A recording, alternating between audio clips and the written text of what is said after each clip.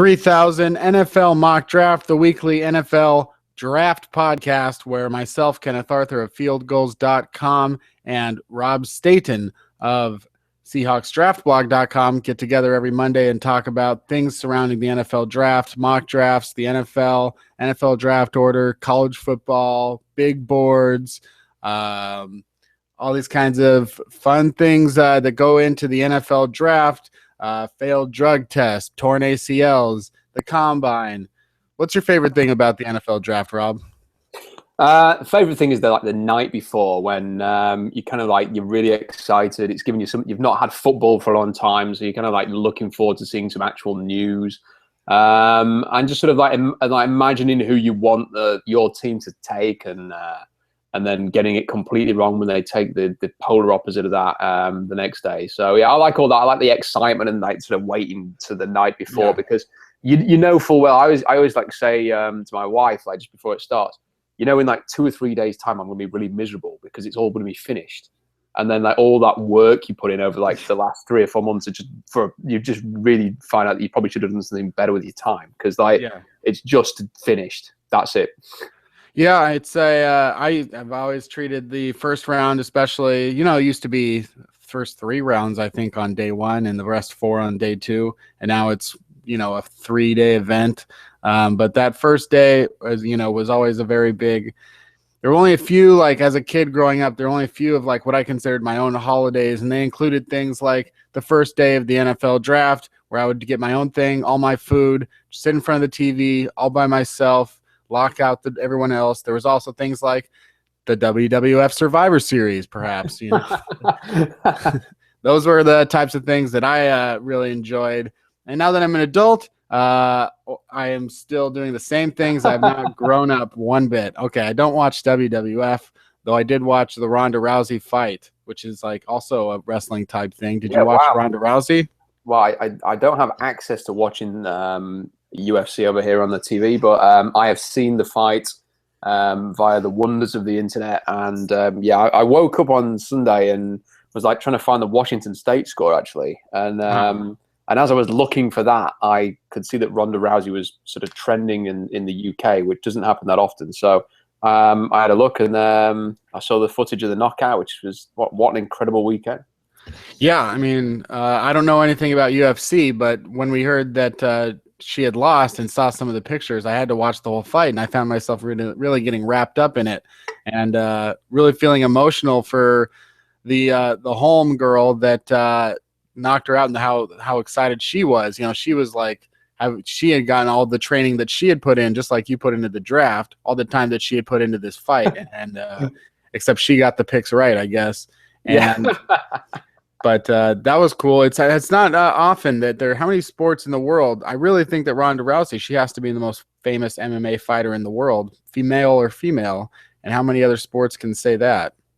Yeah, I mean, she's incredible. And obviously these two are going to have a rematch now. And a lot of people are going to be interested in that. And I suspect that it'll kind of be the making of, there's a lot of said. I mean, I cover a lot of boxing over here. And the kind of unbeaten or undefeated record means so much to the individual, but ultimately it's kind of the ones that lose and then come back that make for the better stories. So I'm sure that she will. It is so intense when you say that, the boxing and the having one loss. Imagine being Alabama and knowing that not only, because if you're an Alabama or a college football program, one loss could cost you the championship. Unless you're Alabama, in which case you're still better than some undefeated teams. But for the most part, one loss in college football ends your season. But then at least you get to come back the next season. Imagine if Alabama had to go the next 10 years without losing in order to really have a shot at being considered one of the greatest of all time. So I know that perhaps the most famous male UFC fighter, I believe he's from Scotland or Ireland. Colin McCaney or something like that. Does that ring any bells? It doesn't. I mean, I must admit that my sort of knowledge of mixed martial arts is limited. Over here, boxing is predominantly the most popular sort of fighting sport. Boxing's still going strong in the UK. Big time, yeah. I mean, it's had a bit of a renaissance in the last 5 years for various reasons, and the sort of the part of the UK that I'm based is very famous for like a lot of different boxers. So they've produced a lot of world champions out of this one gym, which is in Sheffield, and it's still pretty big around here. Yeah, it's not doing so hot in the U.S., and that's been that way ever since MMA and UFC, I think, somewhere at the turn of the century. So it's probably the first one of the I've seen when they have the big fights. I went and I saw the Mayweather. I paid to go see that fight, the Mayweather Pacquiao one, just because they'd been building hype for some 10 years. So I figure might as well. It's going to be an event, just like the Rousey one, but. As far as that's some of those things, we talk about the intensity of football, especially college football, every one game and how intense that one game is and how much one loss can hurt. In the NFL, this seems at this point, sometimes 5 or 6 losses don't even hurt, because here we are 9 weeks into the NFL season. The Seahawks are 4-5. They're not out of it. There are teams in other divisions like the Jaguars are 3-6. They're one game back of the lead in the AFC South. The Cowboys are getting Tony Romo back this week. They're 2-7. They've lost 7 straight games. But again, they're perhaps, could get in a run enough to get 9-7 and win that NFC East, because it's that bad. So there's still plenty of things open and able to do. But if you want to do that, one of the most important things to have is a solid quarterback. And some teams are going through QB transitions or considering it right now. So with this first segment today, we're going to call it the QB sit-start game. And let's just start with the New York Jets. We'll get Rob's thoughts on the starter and the guy backing him up, and whether or not there's any reason to make a switch at the QB position, because it's the most important position in the game and also the hardest one to find. So let's start with the New York Jets, who are 5-4, just a game out. Well, they're not a game out. They're just behind the Bills with the 6th seed. They have the same record, but the Bills won the head-to-head. They play the Bills again in the second half of the year. So the Jets have very much an opportunity to make the playoffs in the first year of Todd Bowles. Geno Smith fell. He was a second-round pick. He fell from a potential top overall pick once the combine and interviews and all that kind of stuff happened, and people really saw perhaps more of what kind of a guy Geno Smith is. The only reason that Ryan Fitzpatrick won the job outright, though he may have won it, with his play, was a swift punch to the face by Ike Enemefru, I believe, if I'm pronouncing that right. Good try. I gave it a throw, and he gave it a throw right to Geno. But Ryan Fitzpatrick, he's kept the job. Amazingly, he's been a starter in the NFL for 8 straight seasons for a number of different teams. I don't think there's a chance in hell that the Jets win a Super Bowl with Ryan Fitzpatrick. Their defense isn't that good. And Geno Smith, I don't know, maybe at least he's a wild card. Plus, the Jets drafted Bryce Petty in the 4th round of this year's draft, though I believe that he is on the practice squad if they have not let him go. So it looks like it's Smith or Fitzpatrick. Rob, which one of these guys looks best for you down the stretch? Well, first of all, we kind of missed the opportunity to transition from boxing to Geno Smith. Which, dang. It's a real missed opportunity there. I always pride myself in my transitions, but you're right. You got me there. I screwed that one up.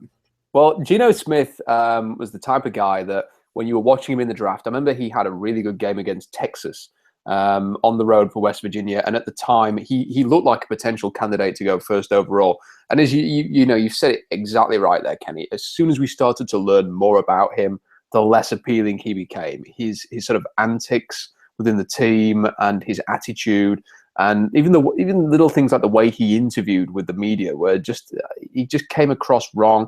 And then towards the end of the year, West Virginia went from, I think at one point were ranked very highly, and then just their season completely collapsed, and Geno Smith's season collapsed as well. And he had arm talent and he had size and a bit of mobility, but he looked like the type of guy that you would say, okay, he's probably going to go in the first 2 rounds, but I'm going to let somebody else take that risk. He's not the type of person that I want to have running my team as the franchise quarterback. And, New York take him now. I can't honestly see him working out as a franchise quarterback for anybody, in particular the Jets and the way that roster's set up. I think that someone like Fitzpatrick is the perfect sort of bridge between the current and potentially finding a franchise quarterback down the line. They are going to continue to work with Bryce Petty. They seem to be taking sort of a long-term vision with him. But let's see what the Jets do. I mean, they're very much a candidate to take a quarterback down the line. But I just wonder whether Todd Bowles is thinking, hey, I'm looking at Arizona, his former team, and they're winning with an experienced veteran with a good defense and a very structured offense. And maybe he's thinking, we can do the same. And although Ryan Fitzpatrick is not Carson Palmer, he may be looking for sort of an experienced head to lead his team. We've seen some veterans switch teams recently, in addition to Carson Palmer, Sam Bradford, Nick Foles. When you look around the NFL right now, do you see any guys in that same vein? Perhaps they're coming to the end of their contract. Perhaps they are unhappy or the team is losing. Could you see anyone? I'm not sure exactly if I can recall if the Chargers did give Phillip Rivers a contract extension, but perhaps someone like Phillip Rivers. So they did. So obviously they're not going to trade him this soon, but do you see anyone, Alex Smith, another example, do you see anyone around the league that could be making that switch and go to a team like the Jets next year to give them a better chance than Fitzpatrick or Smith?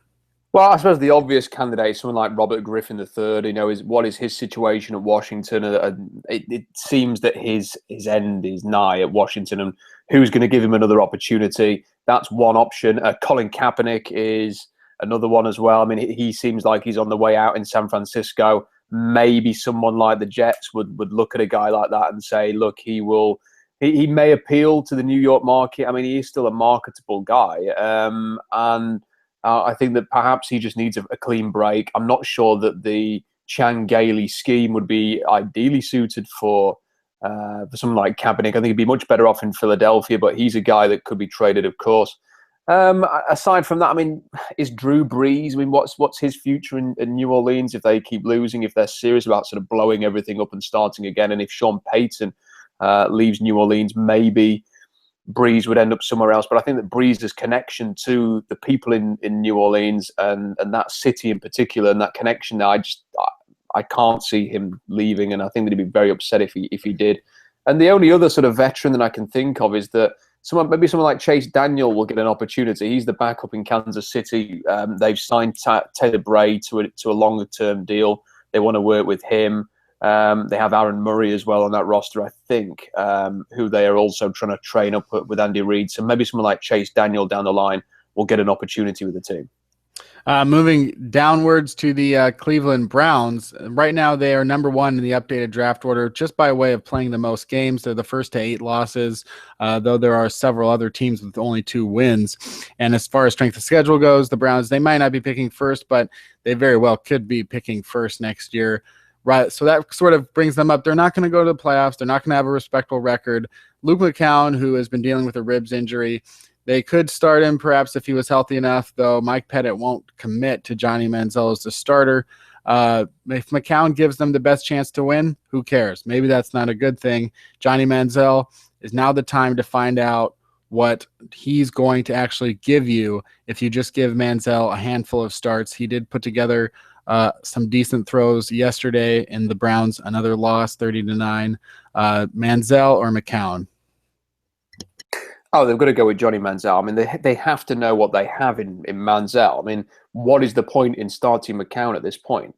I mean, apart from Mike Pettin trying to save his job and he maybe feels that McCown will give them the best chance, well, it's neither here nor there. Neither player is going to give them the opportunity. Luke McCown helped Tampa Bay secure the number 1 overall pick last year. Is he going to do the same for the Browns this year? There's no point. They might as well just spend the rest of this year seeing what they have with Manziel, making a decision on him in the offseason. Are they going to move on? Are they going to actually give him a chance to be the starter? Make that decision. They can only do that by watching his performances on the field, see if that focus on the field will help him off the field as well. They've got to give him a chance, and they have to see where they are in the offseason. The Browns are perennially bad because they've never had a long-term answer at quarterback. It's every team who is like Cleveland doesn't have the quarterback is the same problem. Oakland has found a quarterback. They're suddenly competitive. They're not reaching their potential yet. They will do down the line because they've got Derek Carr, they've got Amari Cooper. If Cleveland wants to have any kind of success, they have to find a quarterback. They may as well see what they have with Johnny Manziel.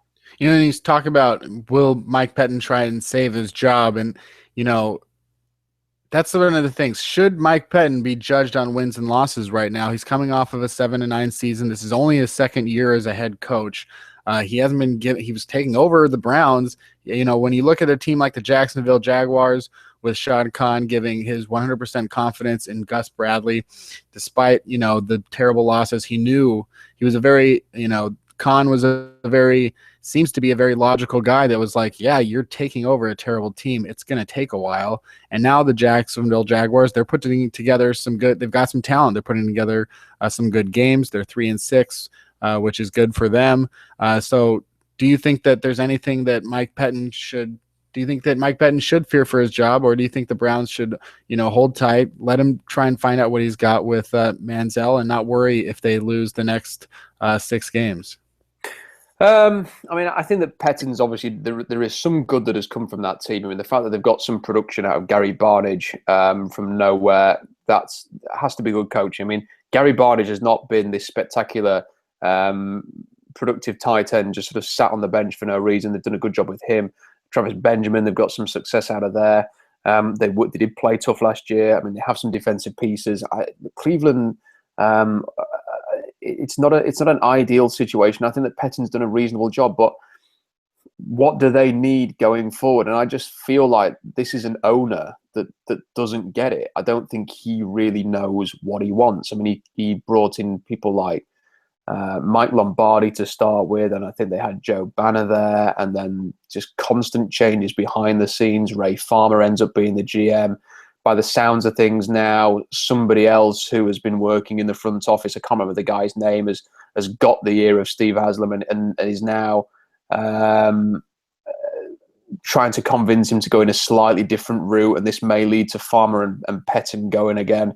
When the owner needs to make a bold decision here, he needs to get somebody to run that franchise who knows what he's doing, because the fans in Cleveland are just fantastic. I mean, they are fantastic. They have suffered so much, and whenever I watch Cleveland on the TV, they look like a fan base that would be just terrific to play in front of if they had an even competitive team. They deserve it, but they need the right people in charge. And I don't think that this combination of this owner, this front office, and this coaching staff is it. And if it means just a complete restart with an inspiring character, you know, their version of Pete Carroll, then that for me is exactly what they need. We'll get back to the Browns when we talk about the updated draft order and big board. But yeah, there are some, this time it seems like perhaps, though I'm now even catching myself as I say it, because yeah, they're getting production now with Barnidge, Travis Benjamin. It seems as perhaps they have some pieces, but then I keep going back to Braylon Edwards or Jordan Cameron. And there are just so many other times where I said, oh, the Browns finally get some pieces, and then all those pieces fall apart. But we'll go back to Cleveland here in a bit. Let's keep moving on to the QB sit start game. The Indianapolis Colts are 4-5. They're in first place in the South, though they are, as I said, just one game ahead of the Jaguars. After Monday Night Football, if the Texans pull off an upset against the Bengals, then it'll be a tie with the Texans and the Colts. It appears that Matt Hasselbeck will start at least the next 2 games at the Atlanta Falcons versus the Tampa Bay Buccaneers.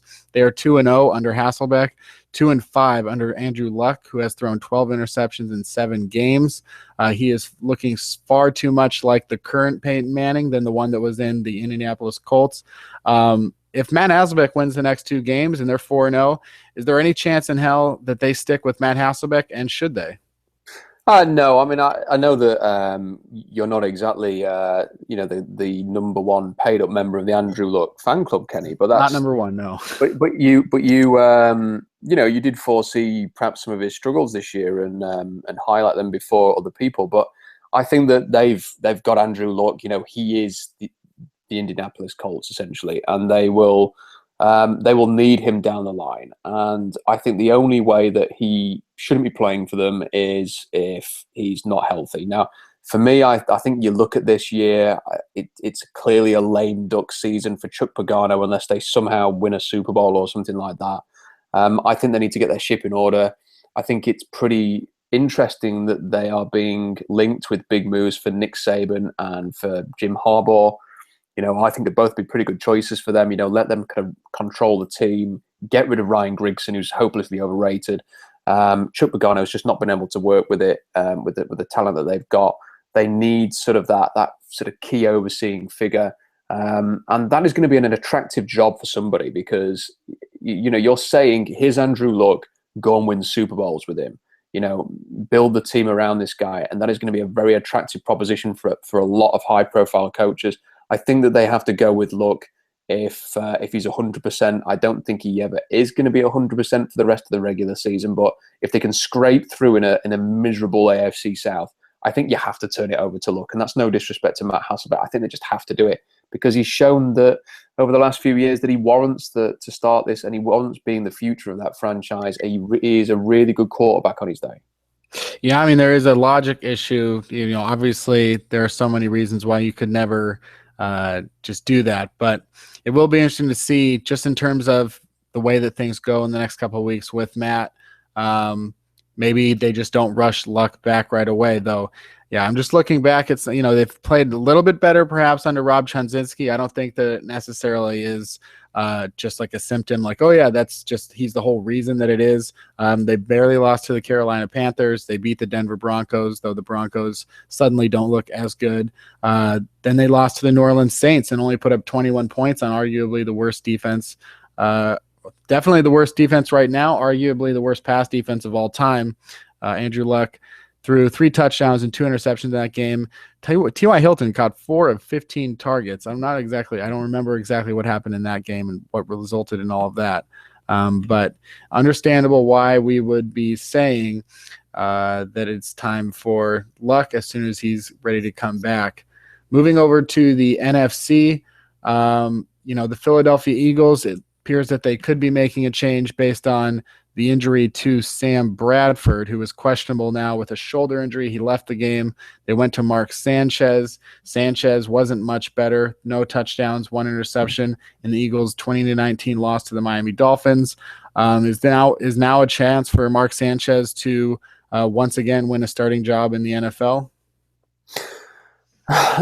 When he came in, I was really intrigued to see what Sanchez could offer because Bradford has been really hot and cold. And there have been times this year when I've watched the Eagles, we've had a lot of their games on sort of prime time, whether Sanchez would just do a better job of making everything knit together.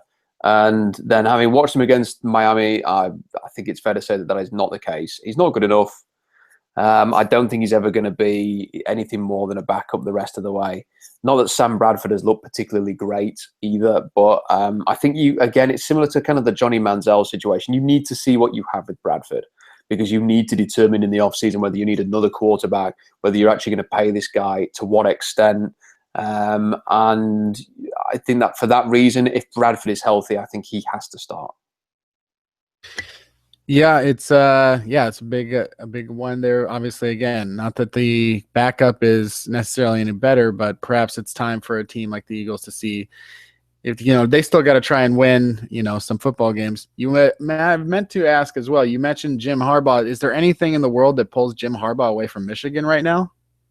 No, I don't think so. But maybe working with Andrew Luck. I mean, you say to anybody, "Hey, Jim, here's your quarterback that you work with at Stanford," and if he has a really good relationship with Andrew Luck and he thinks, look, I can do this for this guy. I mean, let's not forget, look at Harbaugh or sort of like when Harbaugh was at San Francisco, and look at Kaepernick now. I mean, he looks like a totally different player. The guy can coach quarterbacks, and if he believes that this is his one opportunity to work with Andrew Luck to win Super Bowls together, then he may well take it. But I suspect you're right. I mean, it's his alma mater, so I can't see him dumping them after 1 year in what has been a relatively positive year. I think that he will essentially stay loyal to the cause in Michigan. Yeah, I think if there's anything I would like to see, I want to see Nick Saban give it another go. I think that I'm still kind of intrigued with the whole Michigan story, their quick turnaround, the fact that Harbaugh seems to be a magician everywhere he goes. Moving on to another team in the NFC East, the Washington Redskins. Suddenly, not only are the Redskins in the hunt for the playoffs, but they're technically ahead of the Seattle Seahawks. So take that for what it is. In their last 2 wins with Kirk Cousins, he has thrown 7 touchdowns and no interceptions, though, again, he did that against the Saints. This week, with 4 touchdowns, they are on pace to allow the most passing touchdowns in NFL history. The record going back to 1963 with the Denver Broncos allowing 40. They're on pace to allow 46. And that's amazing considering that they have signed Jairus Byrd. They drafted Kenny Vaccaro. They drafted Stanley John Baptiste in the second round. They signed Brandon Browner. They've been trying and failing miserably. However, you mentioned Robert Griffin III.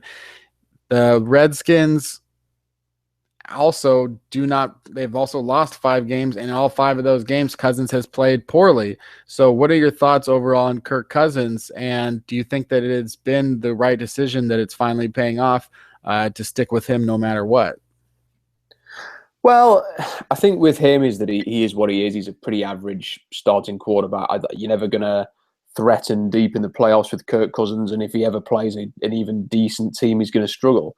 But I think the Redskins are kind of in a transition period here. They're moving on from Robert Griffin. They are trying to repair some of the damage of that huge trade, which cost them 3 first-round picks. They want to sort of have the divorce from RG3 without gifting him to. I mean, this is the other thing with Washington and Dan Schneider is when they eventually do move on from Robert Griffin III, the last thing they want is Robert Griffin III going somewhere where they believe he can actually turn into the player they thought he was going to be. So that could be, for example, a team like Philadelphia. Perhaps the scheme will work from there, or even somewhere. It could be somewhere like St. Louis, where the defense is pretty good. They've got Todd Gurley. Do you really want him going there and just sort of game managing, but getting them wins and then making you look bad? So they have to sort of manage that situation, and if possible, dictate where he goes. They probably want him going somewhere where there's already an established quarterback, some team that will take Griffin and maybe work on him. I think that maybe the issue they've got there is that Griffin's kind of like Tim Tebow now, in that who is going to want to take him, because the circus that will go with RG3 will be too much for any team to deal with. He'd kind of have to be the starter wherever he went. So it's kind of a catch-22, but I'll stick with Kirk Cousins for now. He's probably going to be the starter next year as well. And, they've got so many holes in that roster. I think that actually Jay Gruden deserves some credit for making them as competitive as they are, and Scott McLaughlin as well. But, I mean, we're talking about Scott McLaughlin, who was with the Seahawks here. And as much as as far as I understand, Pete Carroll did like Kirk Cousins, and maybe the Seahawks had a decent grade on him. If Russell Wilson wasn't taken in that draft, maybe Kirk Cousins would have been by the Seahawks. But I still think he's going to be looking for more, and I just can't imagine Cousins ever leading a team to a deep playoff run. Speaking of playoff runs, let's go down to the NFC West, where there could be a surprising one by the St. Louis Rams, though they have lost their last 2 games, frittered away some of that goodwill, and a big reason is that Nick Foles is probably one of the 4 worst starting quarterbacks in the NFL. If you look at his numbers, for example, over his last 5 starts, he has 2 touchdowns and 5 interceptions with a rating of 60.2, 5.95 yards per attempt. He hasn't thrown for more than 200 yards since week 1 against the Seattle Seahawks. He has only thrown a touchdown in 5 of his 9 starts, and in 4 of those, he only threw 1 touchdown. His best game, somehow, against the Arizona Cardinals, he had 3 touchdowns and no interceptions. Sort of another dig right there at the Seahawks and Russell Wilson's performance. But other than that, Nick Foles is pretty terrible. And their backup is a guy that, Nick Foles was the 88th overall pick. Sean Mannion was the 89th overall pick, a 6'6" quarterback out of Oregon State. Is there any chance that the Rams would get more out of Mannion right now than Foles? Well, it's funny. Maybe the Rams have been listening to the podcast, Kenny, because while we are actually talking now, the Rams have announced that they've changed their quarterback. Oh, Jesus. That's amazing. So Case Keenum is going to start for the Rams in their next game. They have benched Nick Foles. Okay. And Case Keenum is going to start for the St. Louis Rams. So this is pretty embarrassing for Jeff Fisher, not because they've actually traded Sam Bradford away, because I think that was an inevitable move that they were going to part ways. But they gave Nick Foles a contract extension when they traded for him. So they made a semi-commitment to Foles to be their starter. This was not a project, let's see how this goes, let's see if this guy can offer more. This was like, this is our guy. This is the guy that we're going to trust to make this work.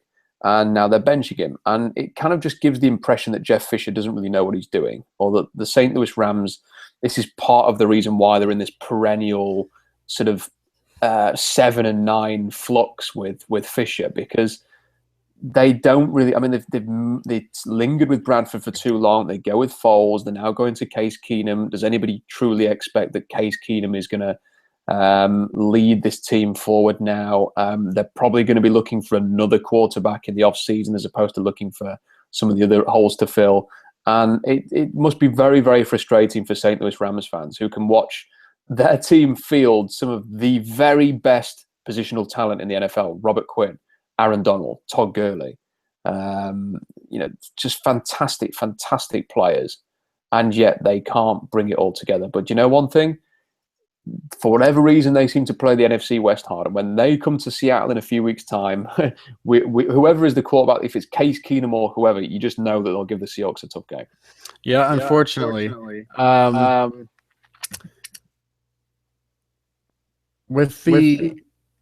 if anyone was listening to that, it's you can know that I wasn't cheating when I said they should bench Nick Foles, because I was the one saying maybe it should be Sean Mannion. If I was lying, I probably would have gone with the right answer, which was Case Keenum.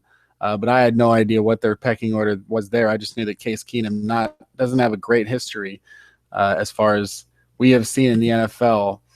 Moving down one more to the San Francisco 49ers, they already announced before that they had benched Colin Kaepernick for Blaine Gabbert, that they did not get exactly very committal there, even after the game, about whether or not it would be Gabbert or Kaepernick. The best thing for the 49ers at this point would be probably just to lose, though that being said, they are one game behind the Seahawks, and if they win their game this week again, if they win their game against the Seahawks this week, it's should the Seahawks be benching their quarterback? I mean, that's gonna be the question. Well, I was going to ask Kenny, when are we getting onto the Seahawks? Because yeah, I was going to save that for a joke one at the end, but now I realize that it's maybe not that big of a joke.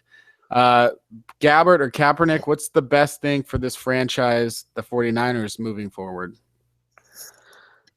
Wow.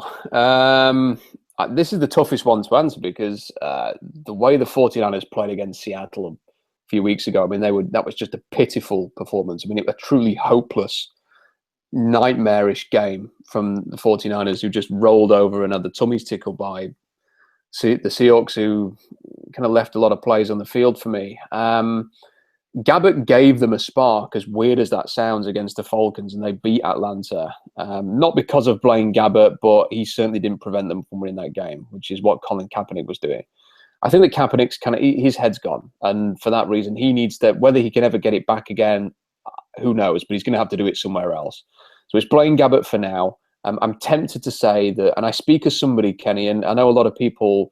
Revisionist history is fantastic in NFL circles now, and everybody, and nobody rated Blaine Gabbert going into the draft. Everybody hated Blaine Gabbert. Well, I'm not afraid to say that I thought that Blaine Gabbert had a shot at making it in the NFL with some of what he showed at Missouri, and I know that the Seahawks didn't think he was useless for a fact. Going into that 2011 draft, I think it was. Yeah, it was. So.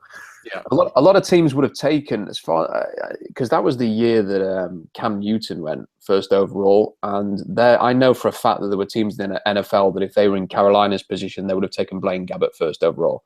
But that's the revisionist. A lot of people didn't like Cam Newton and didn't think he was a first round pick either. So and now he's proven that he was absolutely the right pick for the first overall. So I don't mind Gabbert. But I was going to say, as we were going into this piece, that perhaps this is just what the Seahawks needed right now. Off the back of a really debilitating loss at home to Arizona, here comes Blaine Gabbert riding into CenturyLink on his white horse to come and save the day for the Legion of Boom, to give them, a couple of easy interceptions and a stroll in the park victory, just to get a bit of confidence back and get things rolling again and get people believing in their team. But the way that the Seahawks have been playing this year, you just never know what you're going to get. I mean, it could be 35 zilch at the weekend, or maybe Blaine Gabbert will eke out a 13-10 win. I mean, you just can't tell with the Seahawks right now. Yeah, you cannot tell, and there's not really any point in talking about what the Seahawks will do anymore. It's more of a point of talking about perhaps what they've done, and then just go week to week and reevaluate after every single game, because we don't know what the Seahawks are. They seem to be a talented team, a good team that's losing badly rather than a bad team that's losing well. So But then again, what'll matter at the end of the year, I've been doing some research into other teams that had won Super Bowls recently and trying to figure out of those teams. And we're talking about teams that should have been dynasties that weren't. I'm talking about the 99 Rams. I'm talking about the 2002 Tampa Bay Buccaneers. I'm talking about the 1996 Green Bay Packers. These were teams that I could lay out for you resumes just as good as the Seattle Seahawks. But what's the difference between them and the New England Patriots? Why did the Patriots manage to pull it off for 15 years, and the Bucs went 7-9 the year after winning the Super Bowl and haven't been back to the playoffs since, I think. So those are the questions that we try to answer, and I think right now there is some cause for concern that they are somewhat similar to the 2003 Bucs, though I think the biggest difference there being that the Bucs had Brad Johnson as the quarterback and not Russell Wilson. Can I just say something? I mean, it's nice to compare, and the one team, Kenny, I really need to say, because it's something I've been thinking about a lot today. The one team that I think the Seahawks are most like are the Pittsburgh Steelers, and someone made a comment on the British television here that said basically there are two teams that you don't want to face in the postseason this year if they somehow squeeze through, and that's the Steelers and the Seahawks, and it's still true now. But when the Steelers beat Seattle in the Super Bowl in 2005, so in 2006 when that happened, the following year they go 8-8, didn't make the playoffs. The year after that, 10-6, yeah, pretty good season, but not a fantastic season. They lost in the wild card to the Jacksonville Jaguars at home, I think, as well. So that is, they lose at home to the Jaguars in the first round of the playoffs. The following year, they win the Super Bowl. So they go 11-5 Super Bowl, 8-8, 10-6, 12-4 Super Bowl, and then the following year 9-7. And if people are going to get upset about this year, then don't. Because if you think the Seattle Seahawks are going to be the New England Patriots who win 11 games minimum every single year, then that's not going to happen. They don't have Tom Brady. They don't have the same setup as New England. They are not a New England-style dynasty. Pete Carroll's not going to be here for 10 or 15 years. He just isn't. This is the Pittsburgh Steelers. This is what Seattle are. And unfortunately, if you look at the Steelers, there's a lot of 8-8. There's a lot of 9-7 in the last 10 years. But there's also a lot of 11-5, 10-6, 12-4, 12-4, 12-4, and then last year 11-5. So the Seahawks are going to have, for me, over the next 4, 5, 6 years, probably going to have some pretty average seasons along the way, but they're going to go into every year thinking they can win 12 games. And that's going to be the case for a few more years yet, which is why I don't think there's any reason to panic about what could be a wasted year. Yeah, I think there's very much probably the best comparison being the Pittsburgh Steelers of 2005 to present. There is no physical comparison between Roethlisberger and Wilson, but statistically, over the first 3 years, they match up as well as anybody. They do. Both teams play that defense. The Steelers, Troy Polamalu, the Seahawks, Earl Thomas. There were talented players everywhere for that team and for the Seahawks as well. So, yeah, I think that's a good point. And, the fact that they, you win a Super Bowl, lose a Super Bowl, that's why the same thing happened with, like I said, the Green Bay Packers, 96, win a Super Bowl, 97, lose a Super Bowl. The next couple of 2-3 years, they didn't make the playoffs, I think. But they were always in it. And you always felt like that they had a chance with that team. Though probably, the Steelers, a more apt comparison in the modern day. I think that with Roethlisberger getting older, there could be a torch. I think the most important thing with any of these teams to stay competitive for a long time is that you're solid at quarterback, you're solid at the coaching ranks, but especially you're solid from management on down, because that's what's going to determine everything that you have. And, the people that I had people talking about how pathetic the Seahawks draft picks were over the last 3 years. And it's like they're saying it was Dave Softy Mahler saying that what's exciting about the 2000. He included 2013, 2014, and 2015 drafts, and he was like, "So we're already declaring the 2015 draft a bust. I didn't know that. We're already declaring the 2014 draft a bust. Okay, that didn't know that either. And the 2013 draft, I still wouldn't even go there yet, because if you had asked me in the middle of 2011." What do you think of Cam Chancellor? What do you think of Richard Sherman? What do you think of Byron Maxwell? What do you think of Malcolm Smith? What do you think of Golden Tate? you wouldn't have gotten excited about any one of those guys. None of them, either they hadn't been playing enough yet, or they were just barely coming into their own. So there is no judgment to be made on Tyler Lockett or Frank Clark as football players. There's no judgment to be made on Paul Richardson as a football player yet. And if you look at the 2013 draft, I mean, we could still say that perhaps Jordan Hill is going to become a premier defensive tackle. I mean, when you look at the last 3 drafts, Rob, do you agree with that? Do you feel negatively or positively about the way that they've drafted in the last 3 years? Well, it's hard to feel positive about it, but at the same time, I think if you are just going to look at the draft classes and say, "Oh, this is no good," then it's a little bit short-sighted. So the 2013 draft to start with, they trade for Percy Harvin. That is their keynote draft move, is to go and get Percy Harvin. If that move works out, nobody's calling that draft a bust. It doesn't work out. They made the error on Percy Harvin. It impacts the 2014 draft as well, because there was a 3rd round pick in that year involved too. So instead of getting a guy like DeAndre Hopkins, for example, who they could have drafted instead of Percy Harvin, they get Harvin. It's a mistake, but that was the time they were going for the Super Bowl. They were trying to make that final move. They've just brought in Bennett, and they signed Bennett and Averill. They trade for Harvin. It was a statement by Seattle to go for the Super Bowl, and ultimately, whatever moves they made that offseason, it got them over to the Super Bowl. I mean, Percy Harvin still contributed in that Super Bowl win in a big way. So, it's hard to sort of look at the draft and go, oh well, it was a complete disaster. It was a bust. Christian Michael didn't work out. But then, you're arguing about who would you have taken instead. I mean, people would have said, oh, well, they should have just stayed put and took Eddie Lacy instead. Well, is anybody looking at Eddie Lacy today and saying, I wish we had him instead of Christian Michael? I mean, he's been the starter in Green Bay, but he's kind of fading a little bit now. So I don't really, it's very easy to criticize without any alternatives or to use hindsight. 2014, I mean, I think they made a mistake not taking Joel Bitonio. If they take Bitonio at 32 and then wait until the late 2nd round to take a receiver, it just seemed like a much better philosophy for me. As much as you like Paul Richardson, you've got to play the percentages here. Don't fight the draft board.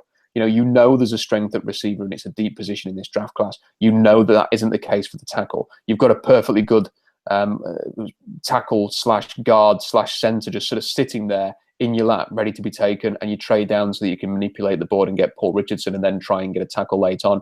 You end up having to reach to get Justin Britt. I mean, again, it's hindsight. It's very easy to criticize, but you take Bitonio at 32 and you only have to trade up 2 spots. So that's the guy taken in front of you in round 2. The guy drafted before Justin Britt was Jarvis Landry, who is one of the most spectacular playmaking receivers in the NFL right now. Just a terrific player. And if anybody thinks we're just saying this after the event because he ran a slow 40 and nobody liked him during the draft, go onto the Seahawks draft blog, go and look in the archives. I called Jarvis Landry a 1st round talent consistently through the offseason, even after he ran slow. And he's playing that way. And it made sense to sort of look at Bitonio and Jarvis Landry. They're gritty. They make big plays. They're competitive. They had everything that the Seahawks look for in their top guys. And, instead they get Richardson and Britt, and it's a mistake. And it's way too early to criticize 2015. I think Tyler Lockett's contributed. Nobody can deny that. He's had an impact there. It'd be nice to see him running back touchdowns every week, but it doesn't happen anywhere. And with Frank Clark, perhaps he's underwhelmed a little bit because he played so well in preseason, but he's still a young guy. He's still learning the trade. So it's way too early to criticize him. Seattle's issue is not so much the draft. It's other things this year. And especially on the O-line, and especially in other little ways. Like, I don't think the Cam Chancellor holdouts helped, and there's been too many mistakes, too many penalties were an issue last night. I mean, we could run through a whole laundry list of issues, but they have an elite roster anyway, and I don't think that hitting on a couple of 2nd round picks is necessarily going to be. And look, the Graham trade as well this year. Again, who are they going to take instead of Jimmy Graham? So, well, here's my other thing too. It's not just people say, well, they look at the Seahawks and then they find that macro and they say, well, I'm going to focus on the Seahawks. I'm going to say I don't see enough exciting players in the last 3 drafts. What they don't do is like, okay, look at all of the teams in the NFL. find the best teams in the NFL and show me how those draft classes compare to the Seahawks. The Seahawks won the Super Bowl in 2013 in large part because of players they drafted in 2010, 2011, because they signed guys like Michael Bennett and Cliff Averill. You know, there were contributors from the 2012 draft like Russell Wilson and Bobby Wagner. There's no denying that. But that wasn't what made them, you know, the Seahawks aren't failing now because of what they did in the last 3 drafts. If you look around, look at the Cincinnati Bengals. The rookie class is Cedric Ogbuwe, who is on IR all season, Jake Fisher, Tyler Croft, Paul Dawson, Josh Shaw, Marcus Hargison, CJ Uzoma, Darren Smith, and Mario Alford. If you go to last year's draft, their picks are DeQuiz Denard, Jeremy Hill, Will Clark, Russell Bodine, AJ McCarron, Marquise Flowers, James Wright, and Lavelle Westbrooks. Now, I don't know a ton about all of those players. I could tell you that Jeremy Hill has taken a backseat to Giovanni Bernard. I can tell you that I think Russell Bodine is their starting center, or he might be playing. And he's awful. And he's terrible. Jake Fisher, he may be playing because of injuries that they've had, I think, to Andre Smith. I don't know how well he's doing. But Darqueze Dennard has been a disappointing first-round pick. Obviously, they didn't get a first-round pick this year that's going to play because Ogbuwe was injured. You could go back to 2012. Their first-round pick was Tyler Arfitt. Their second-round pick was Giovanni Bernard. After that, there isn't much. Rex Burkhead would be the only other significant contributing player. And Sean Williams, it says he's played in 40 games, though I don't think he's necessarily a starter. He's probably a special teamer. So, and I think if you look at the Patriots, the Packers, I looked around at some of these teams. They don't get contributions from guys that are in their first or second year. Yeah, the Patriots are a really good example because it's not that long ago, Kenny, that people were starting to question whether they'd lost their touch in the draft. They didn't hit for quite some time. I mean, I'm looking at it now. So they had a particularly productive stretch from like 2001 to 2005 where they were getting Richard Seymour, Vince Wilfork, Logan Mankins. You know, they were getting those guys and building a team. But then in 2006, their first-round pick was Lawrence Maroney. Remember that guy, the running back? So not a major success. Right. 2007, the following year, Brandon Merriweather, a safety who didn't last long in New England before he moved on, was just a flag machine. 2008, Jared Mayo is still in New England, but he played 6 games last year and 6 games the year before. He's had injury issues. That's kind of it's an in-between. I mean, he was a top 10 pick. They spent the number 10 overall pick on that guy. Have they got a number 10 overall pick performance? Debatable. They didn't have a pick in 2009 because of Spygate. So at that point, you know, you're looking at a 4-year cycle where they haven't had a major impact first-round quality draft pick. And then after Spygate, you look at it, they get Devin McCourty, end of the first round, Nate Solder, Chandler Jones, Donta Hightower. You know, all of a sudden they managed to turn it around. So while at the moment people might be saying, hey, the Seahawks haven't drafted anybody really great in the first round for a while, you know, let's give it 2 or 3, 4 years. Let's see if they can pick this up a little bit. I wouldn't be surprised whatsoever if starting from 2016, all of a sudden we see a tear of Seattle hitting on their early picks because it really is just a crapshoot with this thing. And Seattle have got good scouts. They've got a fantastic GM. They have a terrific head coach, and I think they will get this right. I mean, yeah, and let me ask, you know, the Pittsburgh Steelers once had a draft where they drafted 4 Hall of Famers in the same draft. I think in the 70s they drafted something like 10 Hall of Famers or something ridiculous.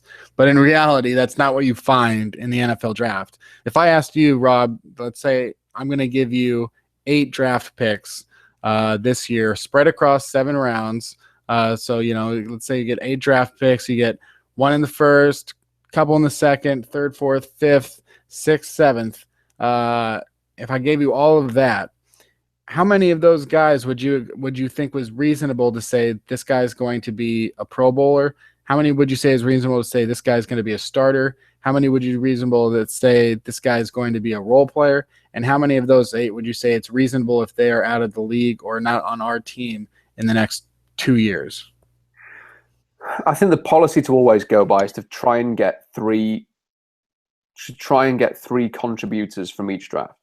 So it's pretty hard to say, well, I want 3 starters because like 3 starters in Seattle, it's not been realistic, and perhaps until this offseason. I mean, you would have had a tough job getting 3 starters to fit into the roster, going into the 2013 season, for example, with the moves they made in free agency, for example. So,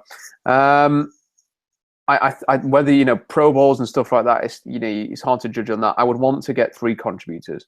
So if that's a starter on the defensive line, if it's maybe a linebacker to replace Bruce Irvin, if it's replenishing and rebuilding that offensive line. I mean, that's the one thing Seattle has got. I mean, like, that offensive line needs to be changed. And with Okung and with J.R. Sweezy, both prospective free agents, and us not knowing what's going to happen with them, I mean, you could see as many as 3 or even 4 new starters on that line. So when you're looking at this draft, which is loaded for offensive linemen, and I'm sure we'll talk about that a little bit later on, it's a real good opportunity. Maybe find more than just 3 starters from that particular draft class. But I think you've just got to, more than anything, I just want Seattle, especially if they end up picking in the top 20, if they don't make the playoffs, I just love to see them hit on preferably an offensive lineman in this next year's draft, someone who can be a linchpin for the next 3 or 4 years and be a candidate for a nice extension. Yeah, and we will move on, though. The last thing I think to say in this sort of starting up this QB start talk, it's just interesting that in the NFC West, it was the toughest division in football for a few years. Now the Cardinals have the best quarterback in the division. 2 of the other teams benched their quarterbacks this year, guys that they had signed to new contracts. I think the Seahawks still have a pretty good quarterback. They're still trying to figure that out. The one thing that we didn't hit on, which oddly enough was the reason that I started this segment, was Peyton Manning and Brock Osweiler. We forgot to touch on that. Peyton Manning is going to miss this week, but obviously they're going to sort of review what Osweiler does in his first career start after – he was a guy drafted ahead of Russell Wilson and Nick Foles in 2012. What were your thoughts on Osweiler in 2012? And I don't know would you say how good does he need to play or how bad does he need to play to open the door up for Manning to come back, who now has 17 interceptions in 9 games? Obviously, the health of Manning is going to be vital here. He appears to have a pretty serious foot injury. And I don't care how much his sort of arm strength has diminished. That was not Peyton Manning at his worst does not play as badly as he does on Sunday. I mean, it was a pathetic performance. He's clearly not right. As for Brock Osweiler, I really, really liked him going into the draft for some of his technical on-field ability. So when he was playing at Arizona State, he was mobile, despite the fact he was 6'7". He could move around. He could avoid pressure. He would scramble away from sacks. He would extend plays. Loved that about him. Nice big arm. He could launch it downfield, but he fit it into really tight windows and knew how to sort of look off a safety and then bring it across. And there were some wonderful, wonderful plays in the red zone where he'd fit it into a really nice spot. And give his guy a chance to make a play. I mean, there were some spectacular throws. I mean, some of the prettiest throws you will ever see in college football from Brock when he was playing for Arizona State. The problem is that he had these kind of like meltdown games, which is why I compare him to Jared Goff a lot, because they could both be surgical at times and they could also throw a pick 6. And I think there was a bowl game against Boise State for Arizona State where Osweiler was just horrendous. And I think it was before he declared for the draft as well. So it was not a good note to leave on. I still liked him. I still thought there was a chance he could go in the first round. I certainly preferred him more than, like 28-year-old Brandon Weeden at the time.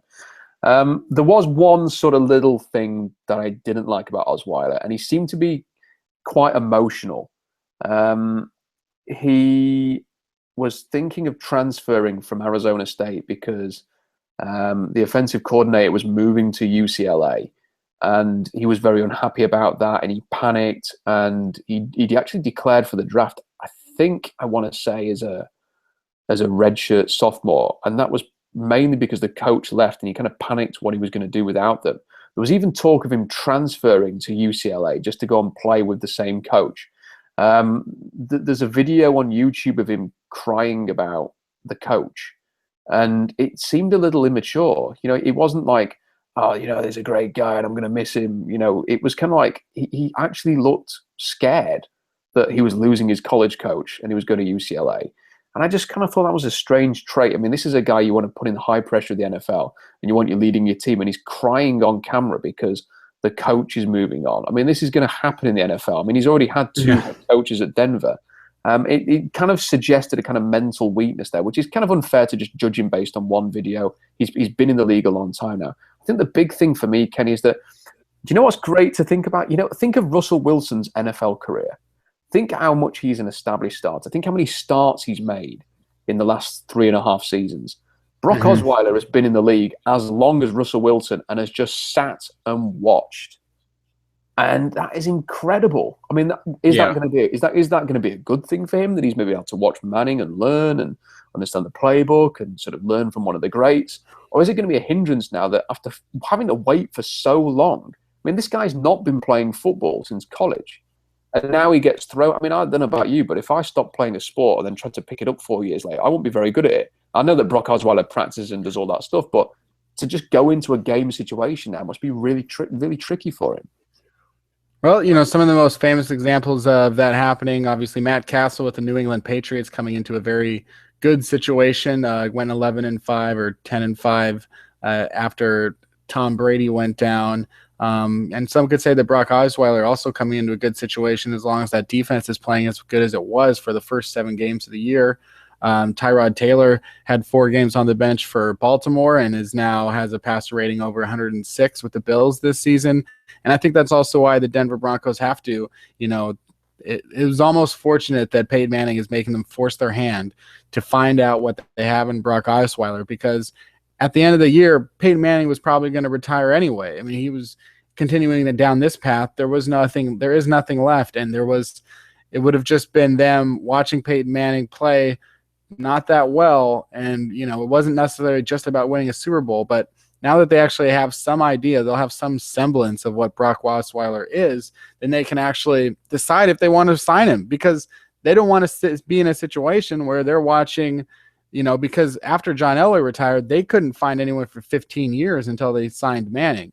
And that's not the situation that they're going to want to be in 2016. If they watch, Brock Osweiler sign a contract with the New York Jets or something like that, and then go on to have a nice 10-12 year career, and the whole time they're still out there searching for another quarterback because they don't have another plan. This is a good find out what they have with Brock Osweiler, because with Emmanuel Sanders and Demaryius Thomas and the play that they've had been set up and the defense that they have, it is a situation where they can put a guy in that they're not that sure about and still have a chance to win, because they won their first 7 games with arguably the worst quarterback in the league as of today. So it is a situation I think it's good for them. We will move on now to the updated NFL draft order. A new number 1 this week, the Cleveland Browns at 2-8. Mentioned it earlier.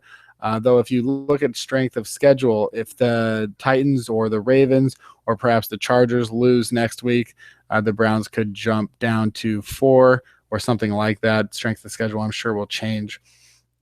But let's just talk about the Browns in a world where they're picking first overall.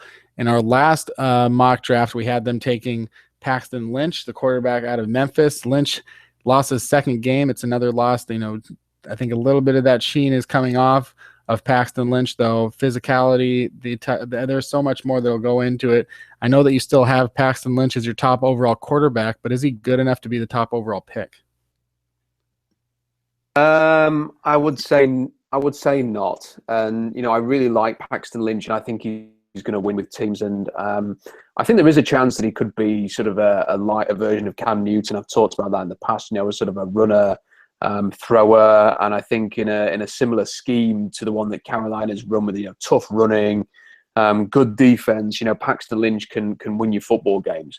But I just think with Cleveland, it's more than just a quarterback right now. And I think when they're faced with a defense that needs a playmaker, and watching the way that Joey Bosa played for Ohio State this weekend, it was like a reminder to everybody just how good he can be after a slightly underwhelming year from Joey Bosa. He just dominated the game at the weekend. He's a difference maker. He's an in-state player. I mean, he's from Ohio.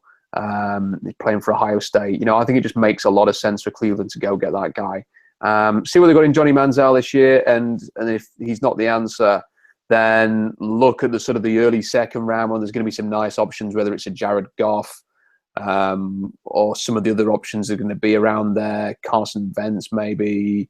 There were one or two other quarterbacks they could look at. I just think that for the Browns, it's not a situation that's going to be fixed just by throwing Paxton Lynch in there as the number 1 pick.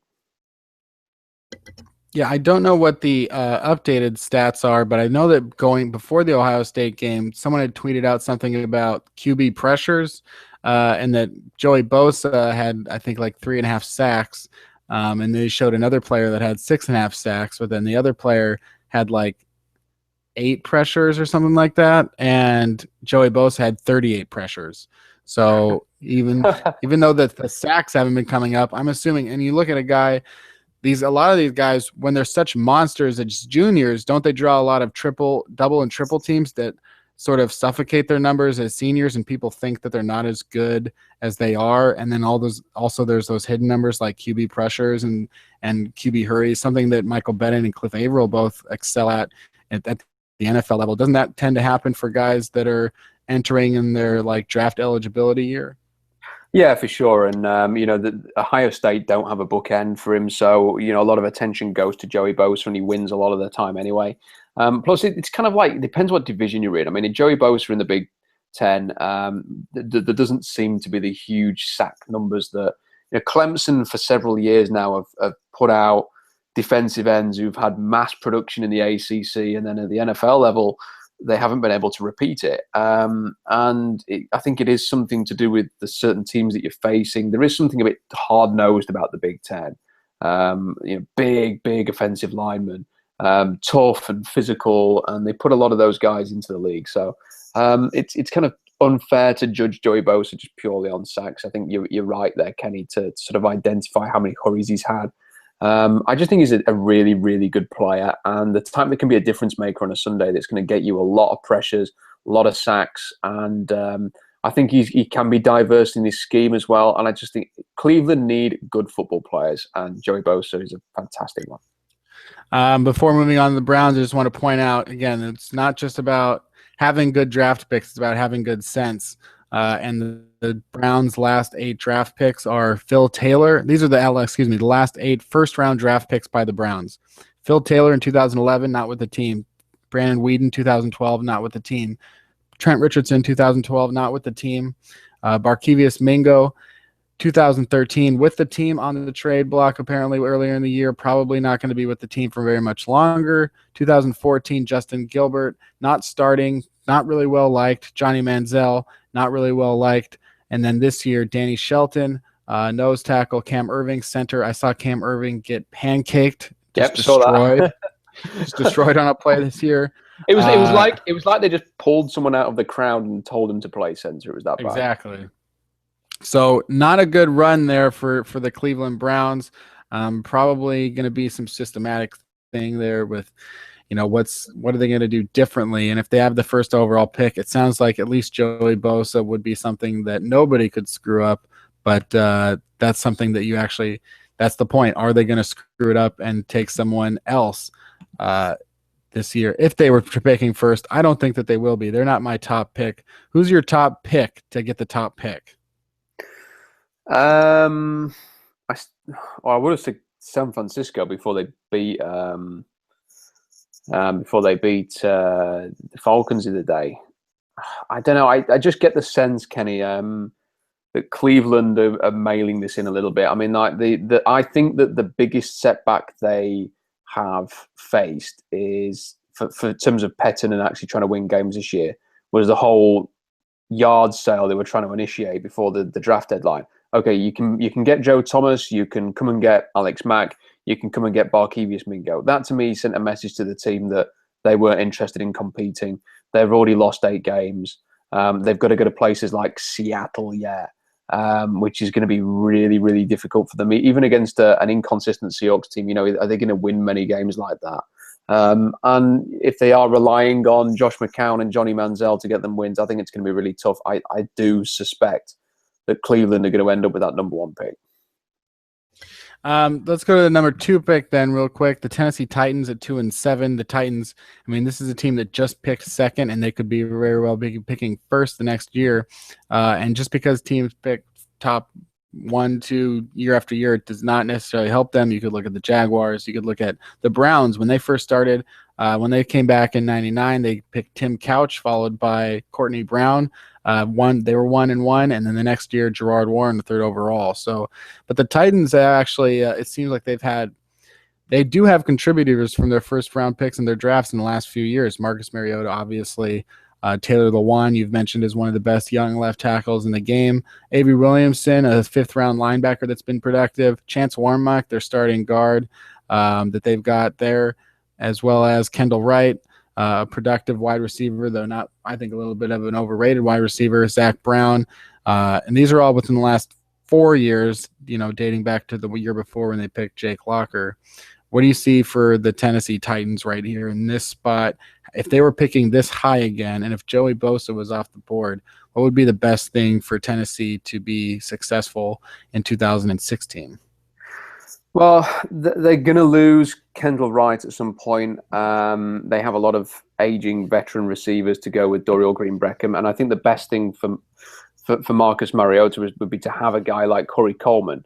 It's just whether or not when you're second overall in the draft, you're looking at a guy like Robert Kendici's there, and if you think, hey, look, his upside and the potential that he has to work in this front with some of the other defensive pieces we've got, that could be a direction that they go.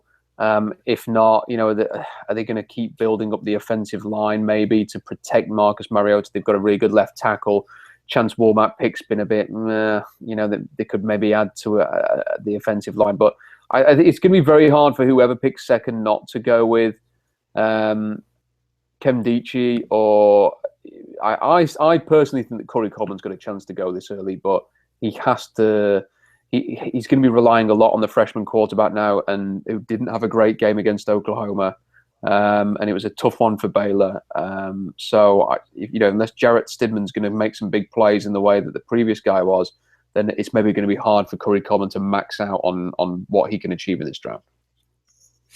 Let's the most interesting pick, I think, at this juncture would be the Baltimore Ravens, a team that, as we saw this week, just finds unbelievable ways to lose. This is a team that's 2-7. Can't believe that they lost this week. It's just insane to lose on a face mask penalty.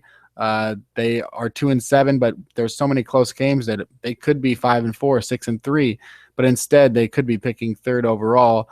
If they continue to lose, there's not really a lot of reason to win at this point for them. But they don't pick in the top 10 very often. They've only had a single-digit top 10 pick 3 times in franchise history. All of those guys were really good. Jonathan Ogden, Peter Boulware, and Jamal Lewis. The Jamal Lewis was the last time they picked inside the top 10. If you're looking at the Baltimore Ravens, the interesting thing about Baltimore may be a sign of what exactly has gone wrong, that they could be 2-7. I'm looking at and I know Pro Bowl is an arbitrary sort of way to judge, but to me, if you're a Pro Bowler, there's a good chance you're good. You can be a good player and not be in the Pro Bowl, and you can be a decent player, and you can be maybe an overrated player and be in the Pro Bowl. But even if you're overrated, I think you're doing something good. So to me, I like to look and see, when's the last time they drafted a Pro Bowler? If you look dating back to the 2009 draft, the Baltimore Ravens have drafted 57 players, and the only one to make the Pro Bowl is C.J. Mosley, their first-round pick last year. So out of 57 players, they have drafted 1 Pro Bowler. They've had lots of misses with Matt Elam. They've had guys they haven't had first-round picks. Some of those guys, they're not working out and getting the reputation that you would expect. So what do you think the Baltimore Ravens need to do to change that this time if they are picking this high? Well, I mean, they've had some misses, haven't they? I mean, Joe Flacco obviously was an inspired choice in 2008, but the Michael Owen one didn't work out. I was a huge fan of Jimmy Smith in 2011. I really, really wanted the Seahawks to take him when they were picking at 25. Obviously, he goes at 27 to Baltimore. They're a good drafting team, and I usually like what they do in a draft, but they've kind of had a couple of misses, as you mentioned. Matt Elam, who I also liked. I'm surprised that he hasn't worked out. CJ Mosley's been good. The Brishad Perriman, I mean, obviously relying on Perriman to have an impact this year, they needed a receiver to replace Torrey Smith, someone who could get downfield and do that role. And they've not had anything from Perriman. And that's been a huge deal for them. And then they've been unfortunate with the injuries. Terrell Suggs has not been healthy, of course, and they've missed his impact there. Steve Smith, who was playing so well for them and giving them that option at receiver, is now out for the year, maybe retired. If they're going to get back to where they have been in the past, it's two things for me, and they don't have to address receiver in the first round, but they've got to find some more help at receiver or tight end. And they've also got to find some more defensive pieces. That's another defensive lineman, whether that's another cornerback. So picking third overall, I think that Corey Coleman would be a nice option. And if they can get Perriman back, that's a lot of speed, a lot of playmaking ability there for Joe Flacco, a lot of downfield stuff that he's got a huge arm, can exploit some of that. And if it's not those guys, then just go for a nice, safe, steady pick, whether it's Tre'Davious White to play corner, whether it's another offensive lineman like Sean Coleman, who I just think is so underrated, Laramie Tunsil. Maybe they even consider someone like Ashawn Robinson, who in the last 2 or 3 weeks has really, really started to play very, very well and starting to have to remind me a little bit of Marcel Darius in the way that he played. He went third overall. So don't rule out Ashawn Robinson really sort of rising over the next few weeks and getting into a really strong top 10 position.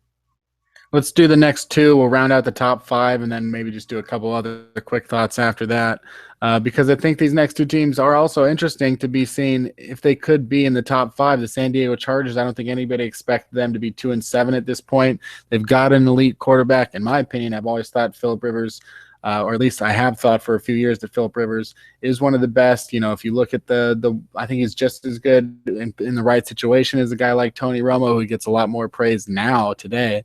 Though Tony Romo obviously drew a lot of criticism. But the San Diego Chargers are not a very good football team right now. They haven't really drafted a superstar since Eric Weddle in 2007. They've had a few misses. It looks to me like DJ Fluker might be, well, I don't know. You can give your opinion on DJ Fluker. Jason Verrett, Melvin Gordon is off to a slow start, obviously. What do you think for the San Diego Chargers? I never liked DJ Fluker as a first-round option. I thought it was a huge reach. He was a college right tackle who had a guard body. He reminded me like of a bad James Carpenter. And, you know, people will say, oh, well, James Carpenter was bad anyway. But James Carpenter was fantastic for Alabama and played left tackle and was the best run-blocking tackle in college football in 2010 for Alabama. Helped Mark Ingram win a Heisman Trophy, helped Trent Richardson in his early year as well. DJ Fluker never showed, for me, anywhere near the level of talent as James Carpenter, and yet had the same kind of like slightly sloppy frame. And the Chargers have brought him in and they've tried to force him to play right tackle. They dabble with him playing at guard as well. I just don't like that as a pick. In terms of what else they've done, I liked Melvin Gordon going into the draft, but I think looking at him in the NFL, and it looks like an error on my behalf and anybody else who thought he was going to be the same explosive player at the next level. He doesn't look particularly explosive. He's not hitting the hole. He's going down at first contact. He's not having anywhere near the same success that he had at Wisconsin. He looks a little maxed out. I mean, he is an incredibly tightly wound athlete in that he's just all muscle. And to me, just doesn't look like it fits him well at this level, that maybe he needs to sort of tone it down a little bit and try and get a little bit of sharpness back. He's not doing it. San Diego is a really weird team, is that they have a lot of pieces, but they could use more on defense. They don't have a really tremendous pass rusher, but they also have to sort out that offensive line. So I think that it's very, very likely if they end up picking as early as this, they're going to take a left tackle. And for me, that would be one of Sean Coleman or Laramie Tunsil this early. And this is a great example when we talk about the importance of a solid drafts and what it can mean, you know, to have great drafts versus having dud drafts. And you would say, well, look, the San Diego Chargers from 2004 to 2009, many considered them the best team not going to the Super Bowl in the entire NFL. They were dominating. They went 14-2 in 2006, 11-5 in 2007. They went 13-3 in 2009. But they they only went to one conference championship, but that was one of the most solid teams of that era. And then over the last 6 years, only one playoff appearance. They haven't won 10 games in any of those times. And you'd say, well, what are the biggest reasons for that? And, like I said, they haven't drafted a real superstar since 2007. But Rob, listen to this list of players drafted by the San Diego Chargers at a given time. And obviously they took LaDainian Tomlinson in 2001, and he helps. But listen to this. 2004, they trade for Phillip Rivers. They had the first overall pick, and they trade for Phillip Rivers with Eli Manning. They take Nate Kading, Sean Phillips, Michael Turner, Nick Hardwick. The next year, 2005, they take Sean Merriman, Luis Castillo, Vincent Jackson, Darren Sproles. The next year, 2006, they take Antonio Cromartie, Marcus McNeil. The next year, 2007, they take Eric Weddle. And I mean, when you look at that list, and every single year they got a Pro Bowl player. Most of the years they got two or sometimes even three, and they're back. I mean, even then you get Darren Sproles in the 6th round. I mean, that's one of the best runs that you could hope for over, a 4-year period. And that's the type of thing that I think the Seahawks could even say that they had.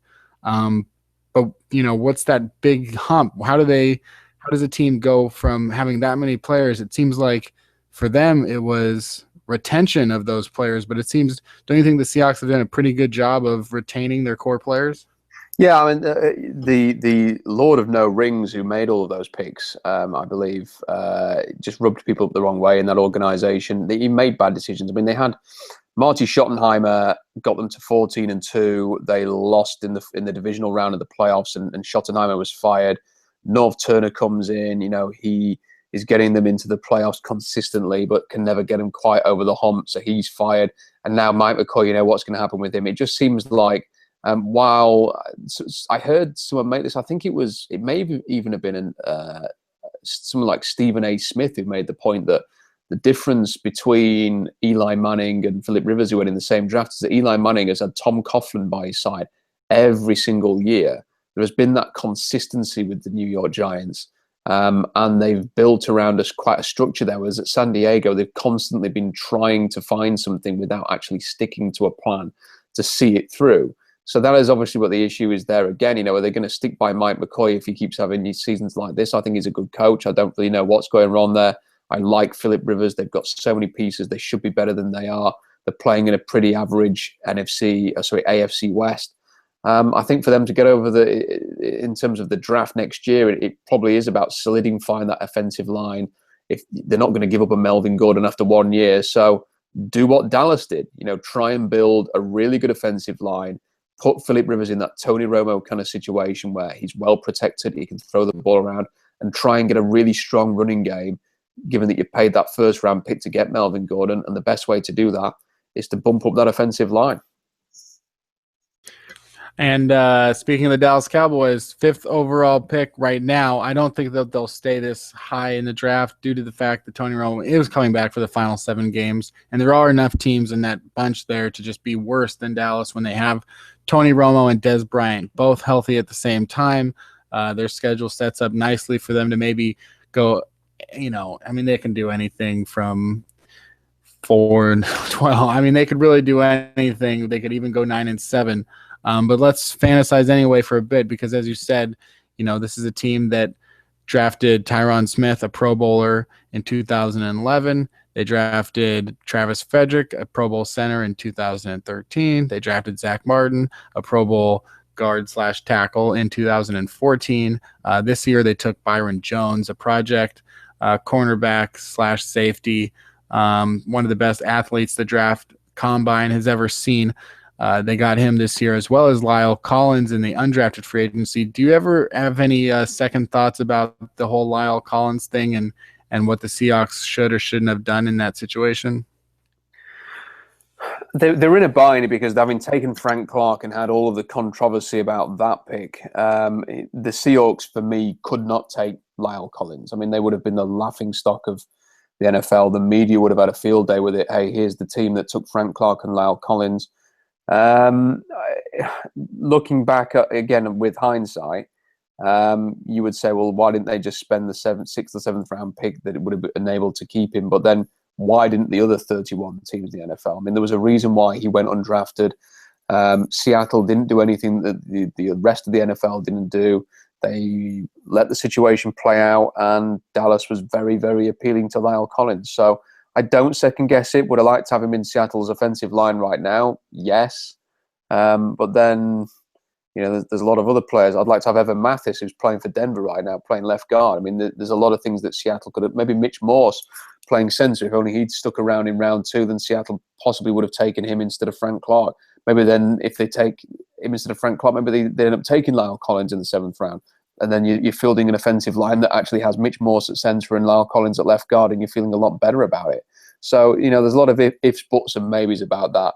I don't feel like I could second guess it. The Cowboys are an interesting thing, though, because they've actually got a very good roster. It's just that they've been unfortunate with injuries. Could this be a team that can afford to take the best quarterback in this draft, sitting behind Tony Romo for 2 or 3 years, and look to sort of the long term and prepare for life after Romo? Because ultimately they don't really have that many glaring needs. And I think if Romo's healthy and if Dez is healthy and they're playing from the start, then this is a team that probably would have walked the NFC East and could even have been the favorite in the NFC.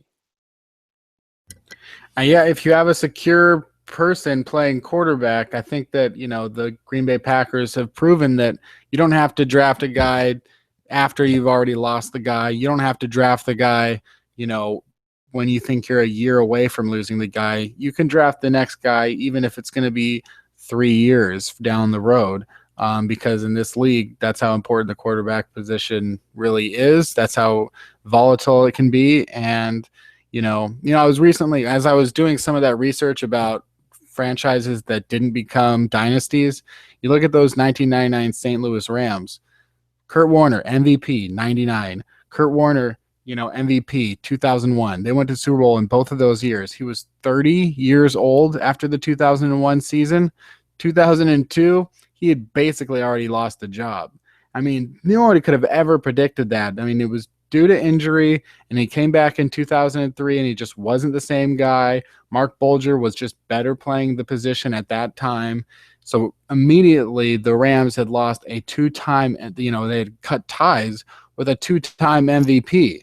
And if you're looking at the Dallas Cowboys and you've lost 7 straight games because your quarterback got hurt, and why didn't you draft a quarterback? Why have you not drafted a quarterback except for in the last 10 plus years? Why have you only drafted one quarterback, that being a 4th rounder? Why did you think that Brandon Weeden, one of the worst quarterbacks in the league over the last few years, was an acceptable backup? I think they had gotten so confident in that offensive line that they thought that everybody was invincible. But yeah, Romo is 35 years old. We've seen Peyton Manning now become unplayable in the league at the age of 39. Tom Brady and Manning both playing well at 38 is an anomaly. A lot of the best quarterbacks of all time, whether it's Steve Young or Joe Montana, 36, 37 is really pushing it. Romo might have the benefit of not playing really until he was 26. But, as we've seen, he can, one injury can end your career. So, to have something in your back pocket like the top quarterback in a given draft could be a very smart move for the Cowboys. In terms of the Seattle Seahawks right now in the draft order, they are 19th overall. Last week we talked about Miles Jack of UCLA as possibly being the pick. Why don't we throw around a third name if they were in this position right around here? What do you see, Rob? Well, I think watching the team and last night was such a disappointing result, obviously, and having had a chance to sort of have a look at it again today. The Seahawks offensive line has just been horrendous. Gary Gilliam, Justin Britt, J.R. Sweezy, they've all had big issues this year. It's a stretch to me. I know I respect Danny O'Neill, and what he says is well sourced, and the Seahawks might well be trying to consider playing Gary Gilliam at left tackle. But the more I watch him play right tackle, I just can't see it. I mean, I just cannot imagine him being a success on the left-hand side. So it is what it is. I mean, the off-season priority has to be to repair the offensive line. It's just a big glaring need. It's perhaps Seattle's biggest glaring need that they've had since the early Pete Carroll days, when they were basically rebuilding a roster. So I think pretty much since they drafted Russell Wilson and sorted the quarterback position out, they haven't had a need quite as glaring as this, and they have to repair the offensive line. So it's really, for me, who is available. If they're picking 19th, for example, who is going to be left on the board? Because I fully expect that Sean Coleman, Laramie Tunsil, Taylor Decker, and Jack Conklin are going to be gone. I know that the sort of the national media are not on Sean Coleman right now. They weren't on Juwan James in 2014 and 2014 draft, and he went, I think, 19 overall. So there's maybe a chance that he could be there. I mean, he, for me, would be the ideal Seahawks pick. If Seahawks fans want an ideal pick to root for there, it is Auburn Sean Coleman. At the weekend, he was superb against Georgia, and he shut down Leonard Floyd and Jordan Jenkins despite hurting his knee early in the game. There was one block, Kenny, and I tweeted the video on Twitter, and then I put it on the blog as well, and people can go and see it on there, where he just drives Leonard Floyd into the parking lot. And a lot of people think that Leonard Floyd's going to go in the first 2 rounds. So for me, Coleman would be the ideal pick. If he's going to be off the board, then I think it's just a case of who else is going to be there. And if it's Jermaine Ifedi, if it's Ronnie Stanley, who I don't like at all, if it's somebody else, I mean, we've been talking this week on the blog about a guy called Adam Bisnawati, who is from Pittsburgh, who is playing left tackle for Pittsburgh, who for me could be a really strong late riser. But he could be a guy who just finds his way into the back end of the first round. He's that good, depending on how he tests at the combine. He may be more likely to go in sort of the second or the third round range, similar to Tyson Braylo last year. But he's a really, really interesting player. I mean, I'd love to see Sean Coleman, Adam Bisnawati in this lineup next year, try and keep Russell Okung, try and rebuild that offensive line with a couple of really good players. And I think those are the 2 players for me that so far have impressed the most, that could do the most to just increase how good this offensive line is and try and help the Seahawks get back to being great. Yeah, and I like to keep that list updated, which is Rob's finds. And those Rob's finds are Paxton Lynch. And you were the first person. So we came on this podcast. You said Paxton Lynch is the best quarterback in the draft. I looked around at the other mock drafts, and nobody was saying that. The next week, everybody was saying it. I don't know. I've not seen yet Sean Coleman make the rise. So that's your second Rob's finds. And I guess the third one now would be Adam Bisnawati, or do other people also think of this guy as perhaps a late first, somewhere in the second round pick? I've not seen anybody suggest that. He caught my eye against North Carolina, and it was a game. I think it was a Thursday night game, and that's why those 2 particular teams made it to British television. And I just sort of kept I generally have been looking at the offensive lines of every game. I've been watching a little bit more because the Seahawks have just been so desperate there, and he just stood out. I mean, for me, he's a really underrated guy when you watch him play. He's just extremely mobile. He's got sort of excellent size. He's like 6'6", over 300 pounds. He's got a very fluid kick slide. You always want to see that in a tackle prospect. Delivers a really good initial punch. Finishes well when he's working square 1v1. His frame at the moment for me looks ideal. I mean, when you actually just look at him, and it's not just the haircut either. When you look at him, he kind of looks like Evan Mathis. And if you can sort of develop a bit more and get him in a pro weight room, I think that could be the kind of like the upside that he could shoot for. I do think he can play tackle. I think he's got sort of the athleticism to do it. I think he could even play left tackle, which is the thing that will push him up the board if teams actually believe that. But he's got to go to the combine. He's got to play well. I mean, he is athletic. He's got a chance to do well at the combine. He used to play basketball. He's a former wrestler. I think he was still competing as of 2011. So he's got that sort of that strength, and that's something that Tom Cable's talked about that he likes. He likes those former wrestlers. So Bisnawati could be on his radar. He's a former 4-star recruit. You don't get many 4-star recruits on the offensive line in Pennsylvania, but he was one of the more heavily recruited prospects from that state in recent memory. You know, he's a really underrated guy. And I would not be surprised at all if he rises. And a bit like Sean Coleman, it wouldn't surprise me if Bisnawati ends up going a lot earlier than people expect right now. Certainly better than Ronnie Stanley for me. Better than Ronnie Stanley is Adam Biznawadi. And yeah, I'll add that to my list of Rob's finds, and we're going to keep on building that list up every week and see, or not maybe as often as they come, to see who these later round finds are. Let's get in a quick edition of Twin Calf this week in NCAA football.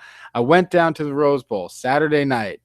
It's a cold night in LA as things are really starting to get colder in Southern California. Is it relatively? Really, come on, Ken. Is it really cold in there? I mean, listen, you're talking to someone who lives in Great Britain.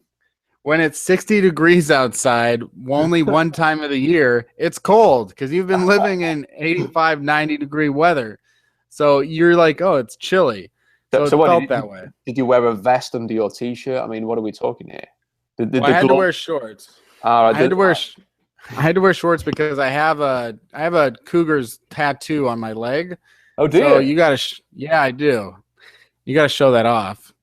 For the ladies, for the fans, everyone wants a picture. Nobody really talked about it, so no one actually said. Usually, one person will say, "Hey, nice tattoo. I didn't get one of those this time," but you never know.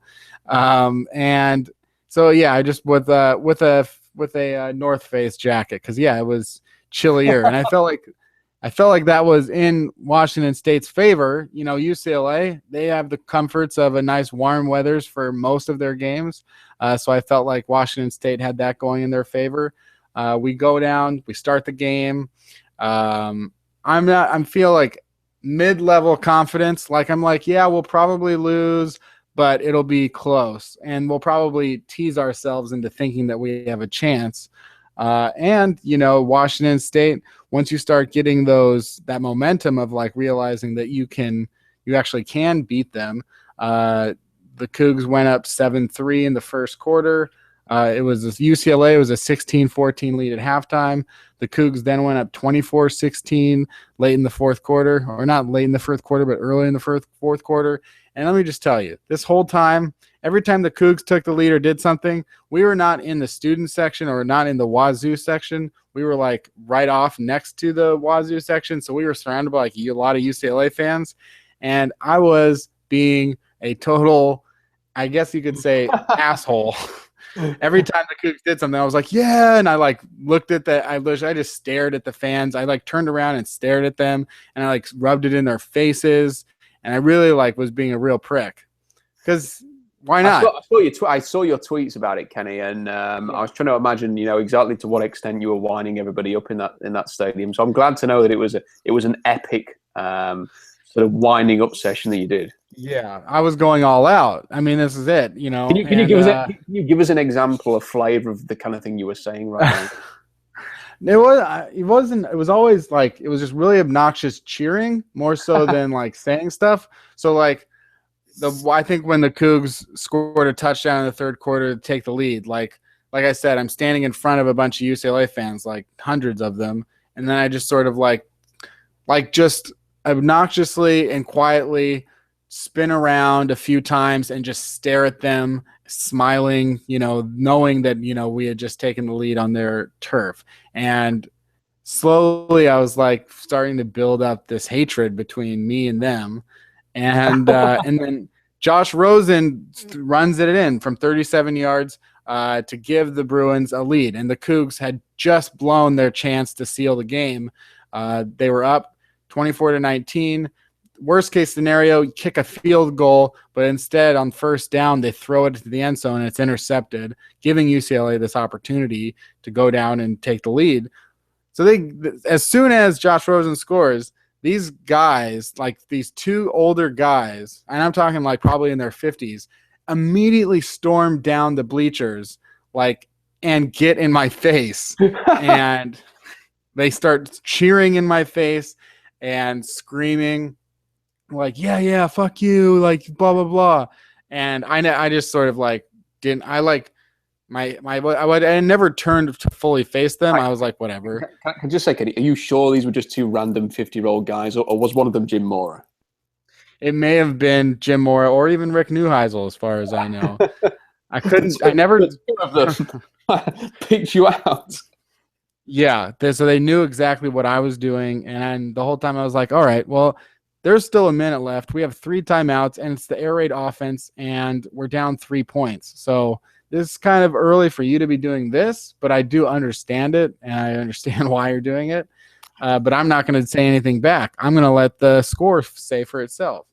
So, but then they go back up, and so I'm with my friends, and one of my friends is an off-duty police officer, and the other one his with his wife, and one of them screams down to us, "Go back to White Trash Central.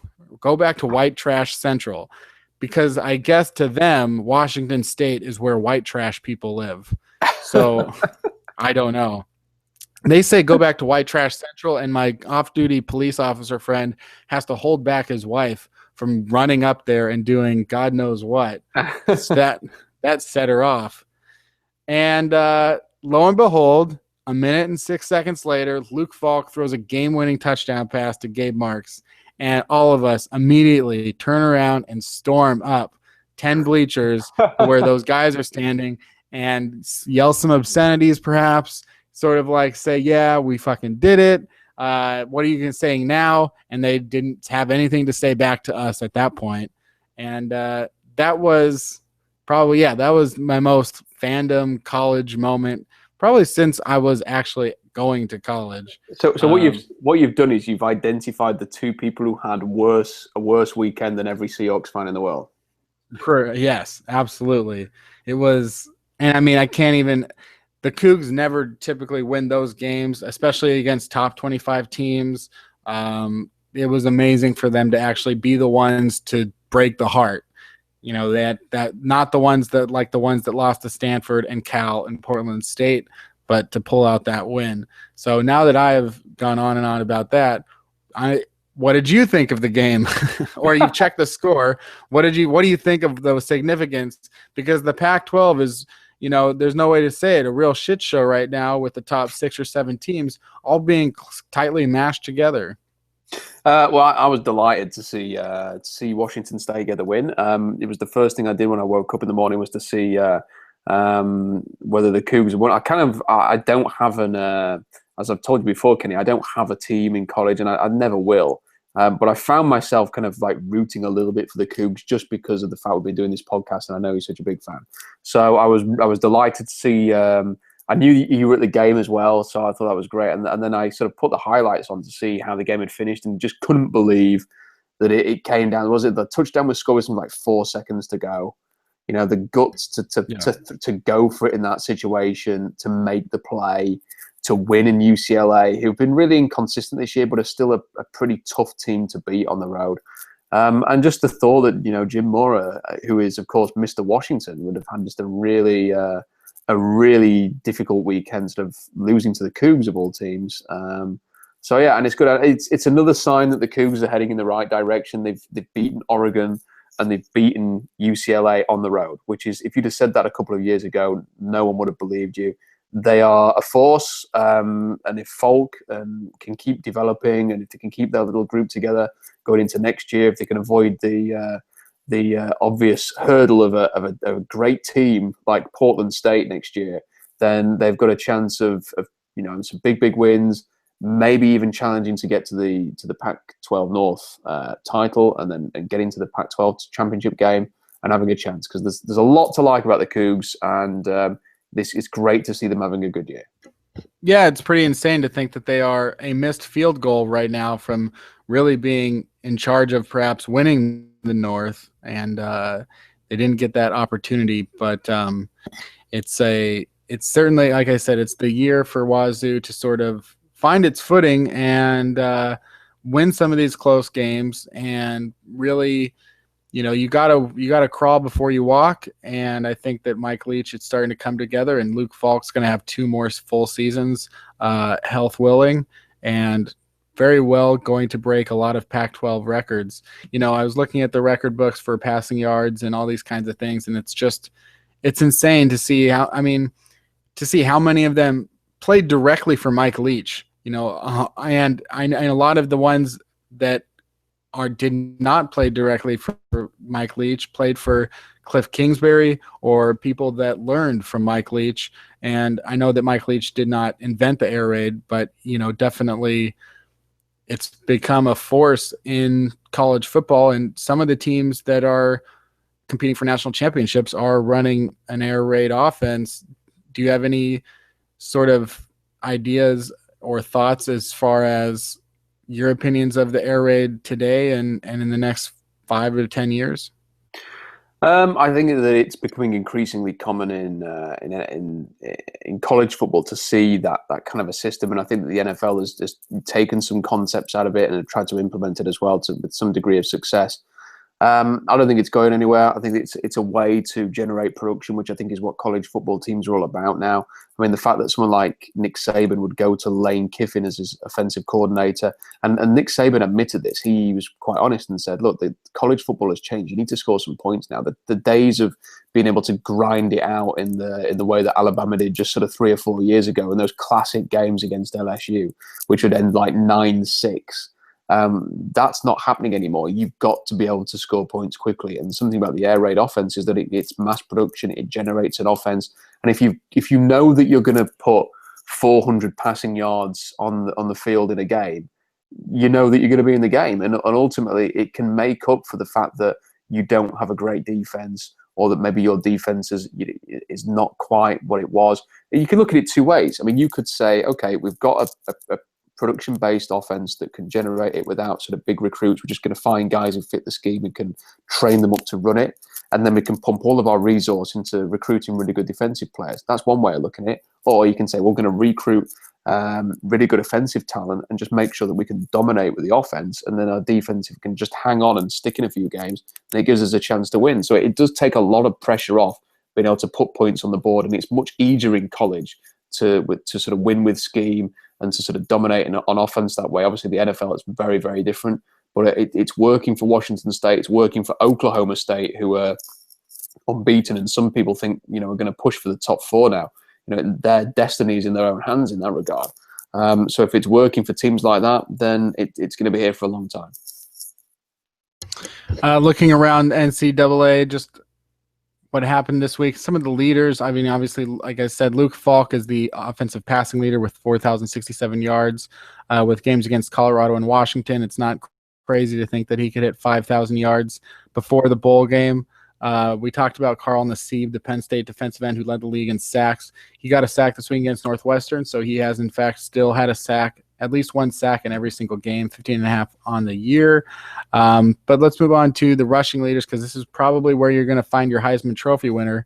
Leonard Fournette still leads the league in rushing, though, again, he failed to reach 100 yards this week, and he sort of really lost that lead he had in the Heisman Trophy. Probably going to be difficult for him to actually get it back with a chance, because not only is he has 2 losses with LSU, not only has he had a couple of bad or at least subpar games, but voters know that he is not draft eligible, so there's always a chance for him to win it next year, and many people are still encouraging him not to sit it out.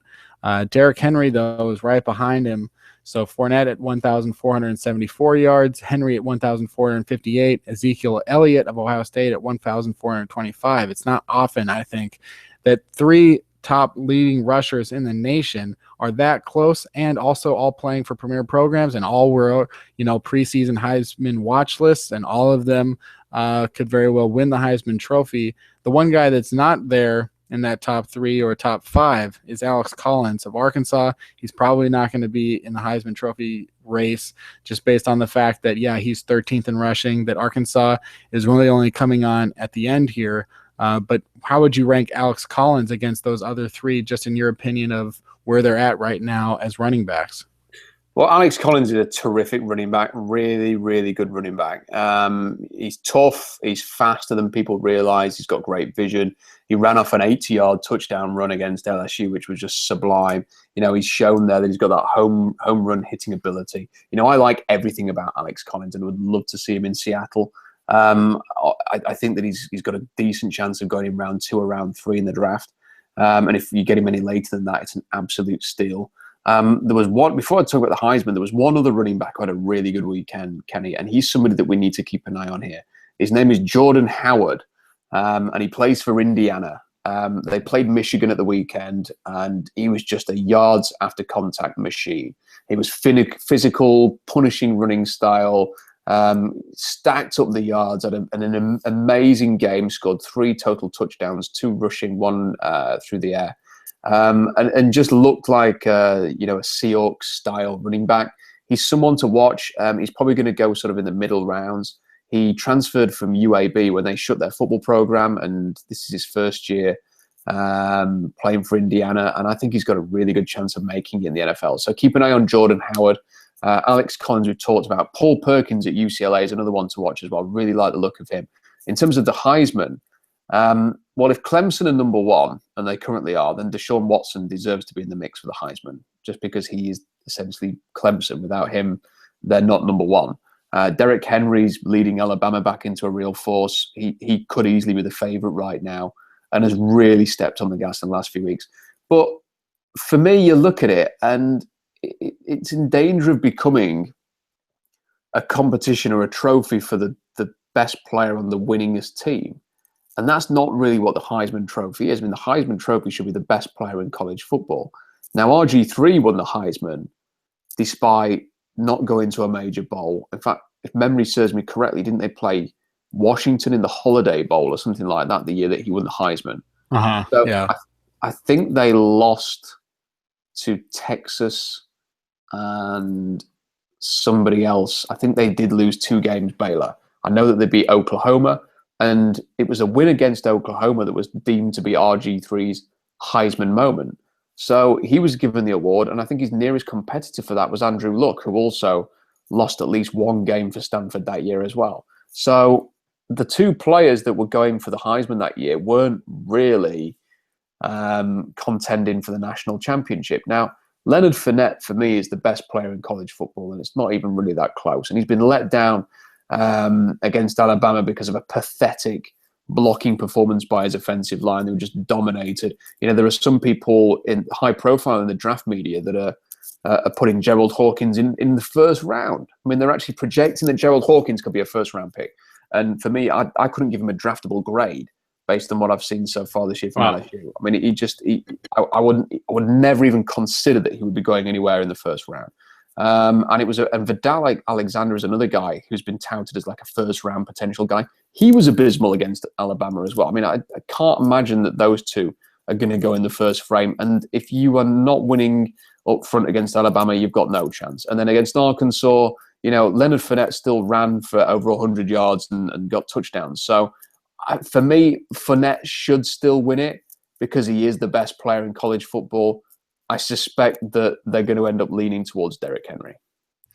And just speaking of that 2011 Heisman Trophy vote and how much of the Heisman Trophy goes into things like preseason hype, who you play for, and sort of wins and these types of things, can be so random. Number 1 was Robert Griffin III. Number 2 is Andrew Luck, as you said. Number 3, Trent Richardson. Number 4, Monty Ball. Number 5, Tyrann Mathieu. Again, another hype guy that's played very well for LSU, but lots of hype there. Matt Barkley was number 6. Case Keenum of Houston was number 7. Kellen Moore of Boise State was number 8. Who do you think number 9 was? Wow. No idea. Go ahead. Russell Wilson. Wilson, of course. So Russell Wilson behind Kellen Moore, Case Keenum, Matt Barkley, the college games, and even his own teammate, Monty Ball. And that was for a Wisconsin team where their only 2 losses all year were on like Hail Marys or something like that. And, yeah. And then number 10, LaMichael James. So out of that whole group, the NFL success not emanating very much except from Wilson, Mathieu, secondary to Luck. And so that's an interesting look. What do you think of Corey Coleman's chances? Well, Corey Coleman's chances are going to take a knock because of if they lost to Oklahoma, that was an interesting game because as well as Jarrett Stidham played against Kansas State. I mean, he struggled against Oklahoma, but it was Coleman had something like 50 yards in the game, still made some plays, but if he was going to win the Heisman as a receiver, I think he had to keep doing what he was doing, which was, massive yardage, incredible number of touchdowns. And is he going to do that with this quarterback? Baylor have still got to play TCU. I think they've still got to play Oklahoma State. I think so that they're going to be two big games. So I can't. He's got the Biletnikoff Award done and dusted, but I can't see him, based on what happened at the weekend, in winning the Heisman. Just on that game, by the way, Kenny, there was a couple of other observations I wanted to make. Neither of Baylor's two defensive big names, Sean Oakman or Andrew Billings, stood out.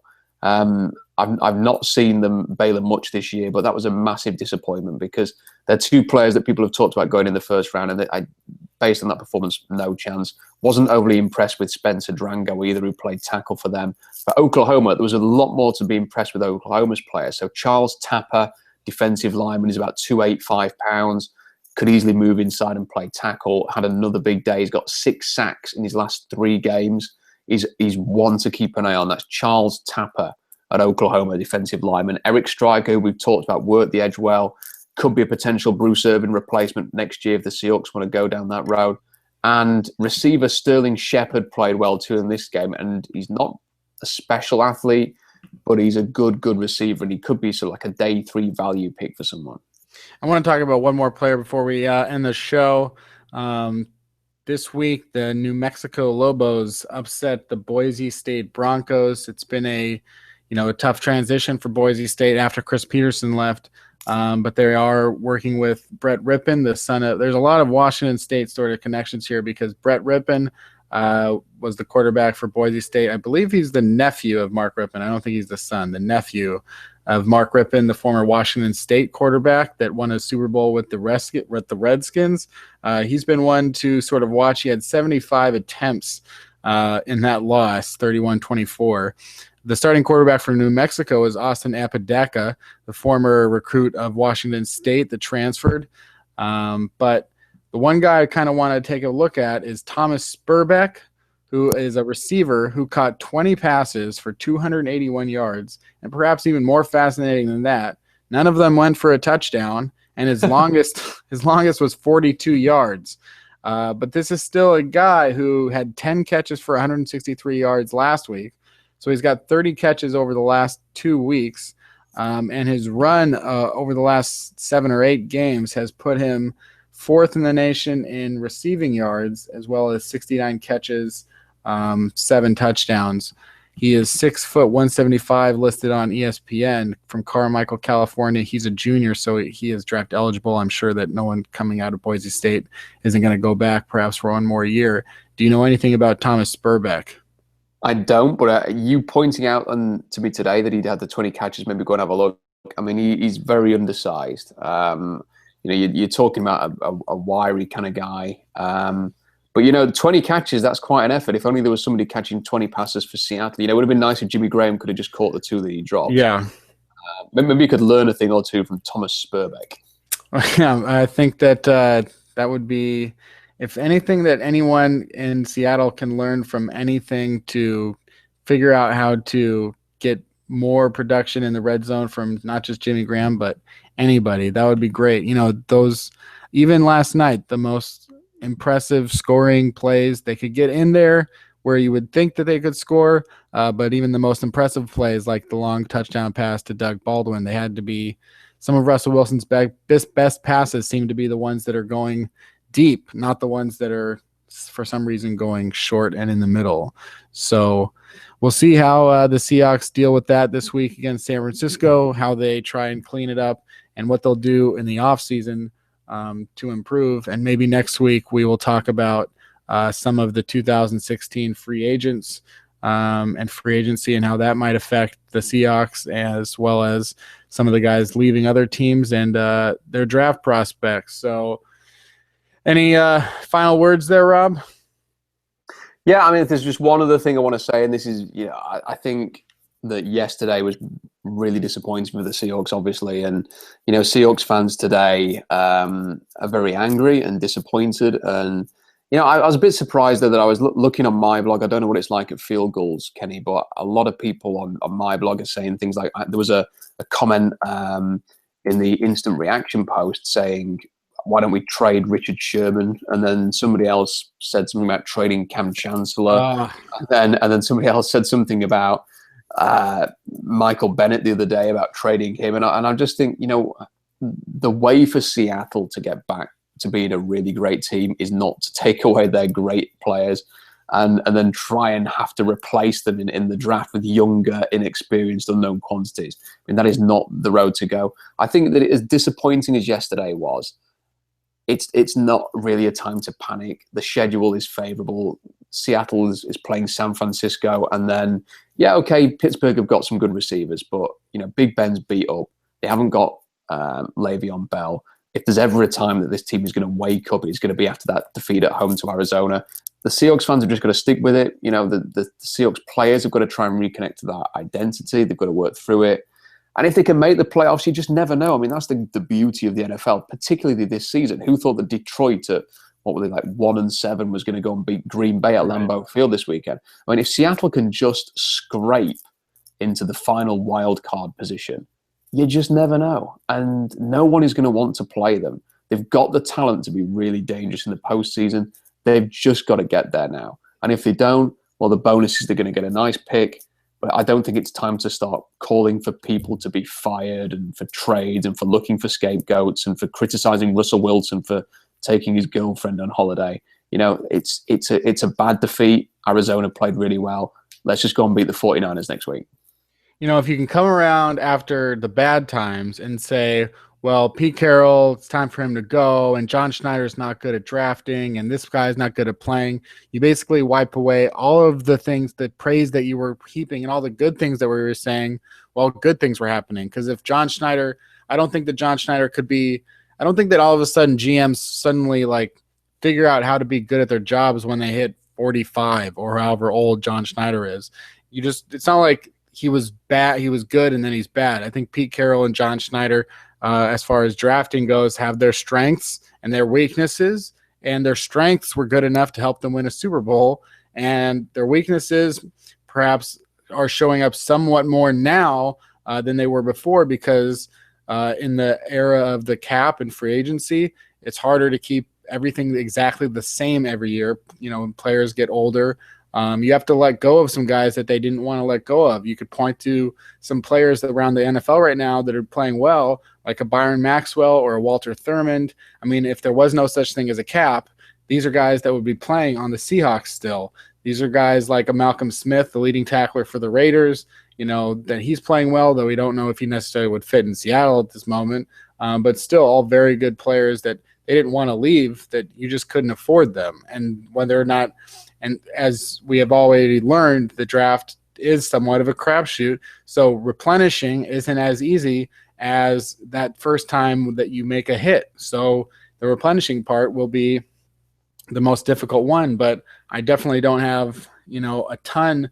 We can make some criticisms of the draft with Kristen Michael and trading picks for Percy Harvin, and that's fine. But also we can't ignore the fact that we have talked about some teams today, like the Cleveland Browns and the San Diego Chargers, that don't have any hits in the last 7 or 8 or 9 years. So do you want to know what really bad is? Because I can show you what it's like to not get any hits, as opposed to saying, well, the best guy out of the 2013 draft is Jordan Hill.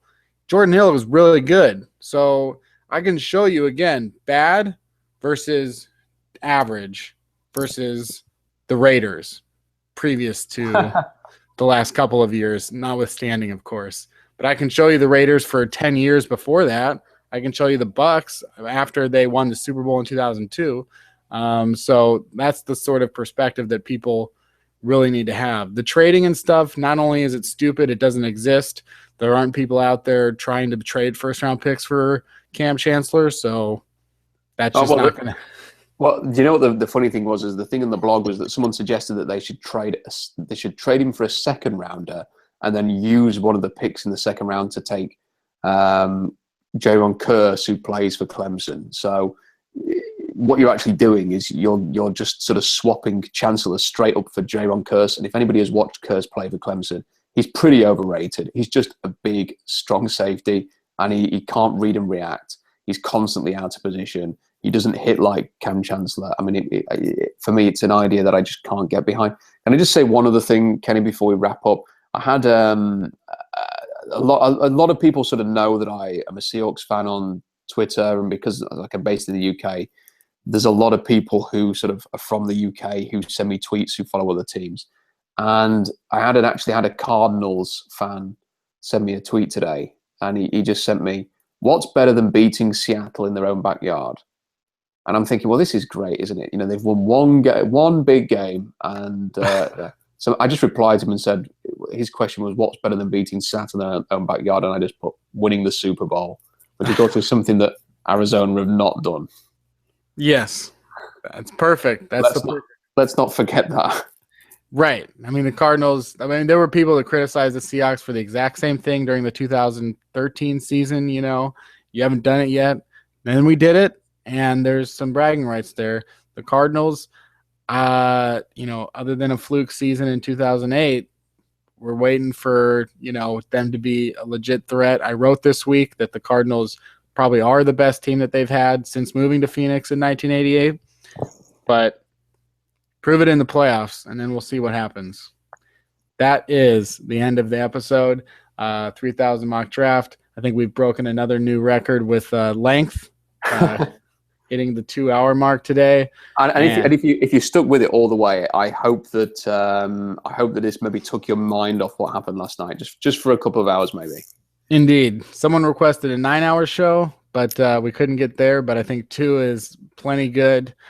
For any sane or insane type of person. So next week, more talk. We'll talk free agency, Seahawks, and a whole lot more right here on 3000 NFL Mock Draft.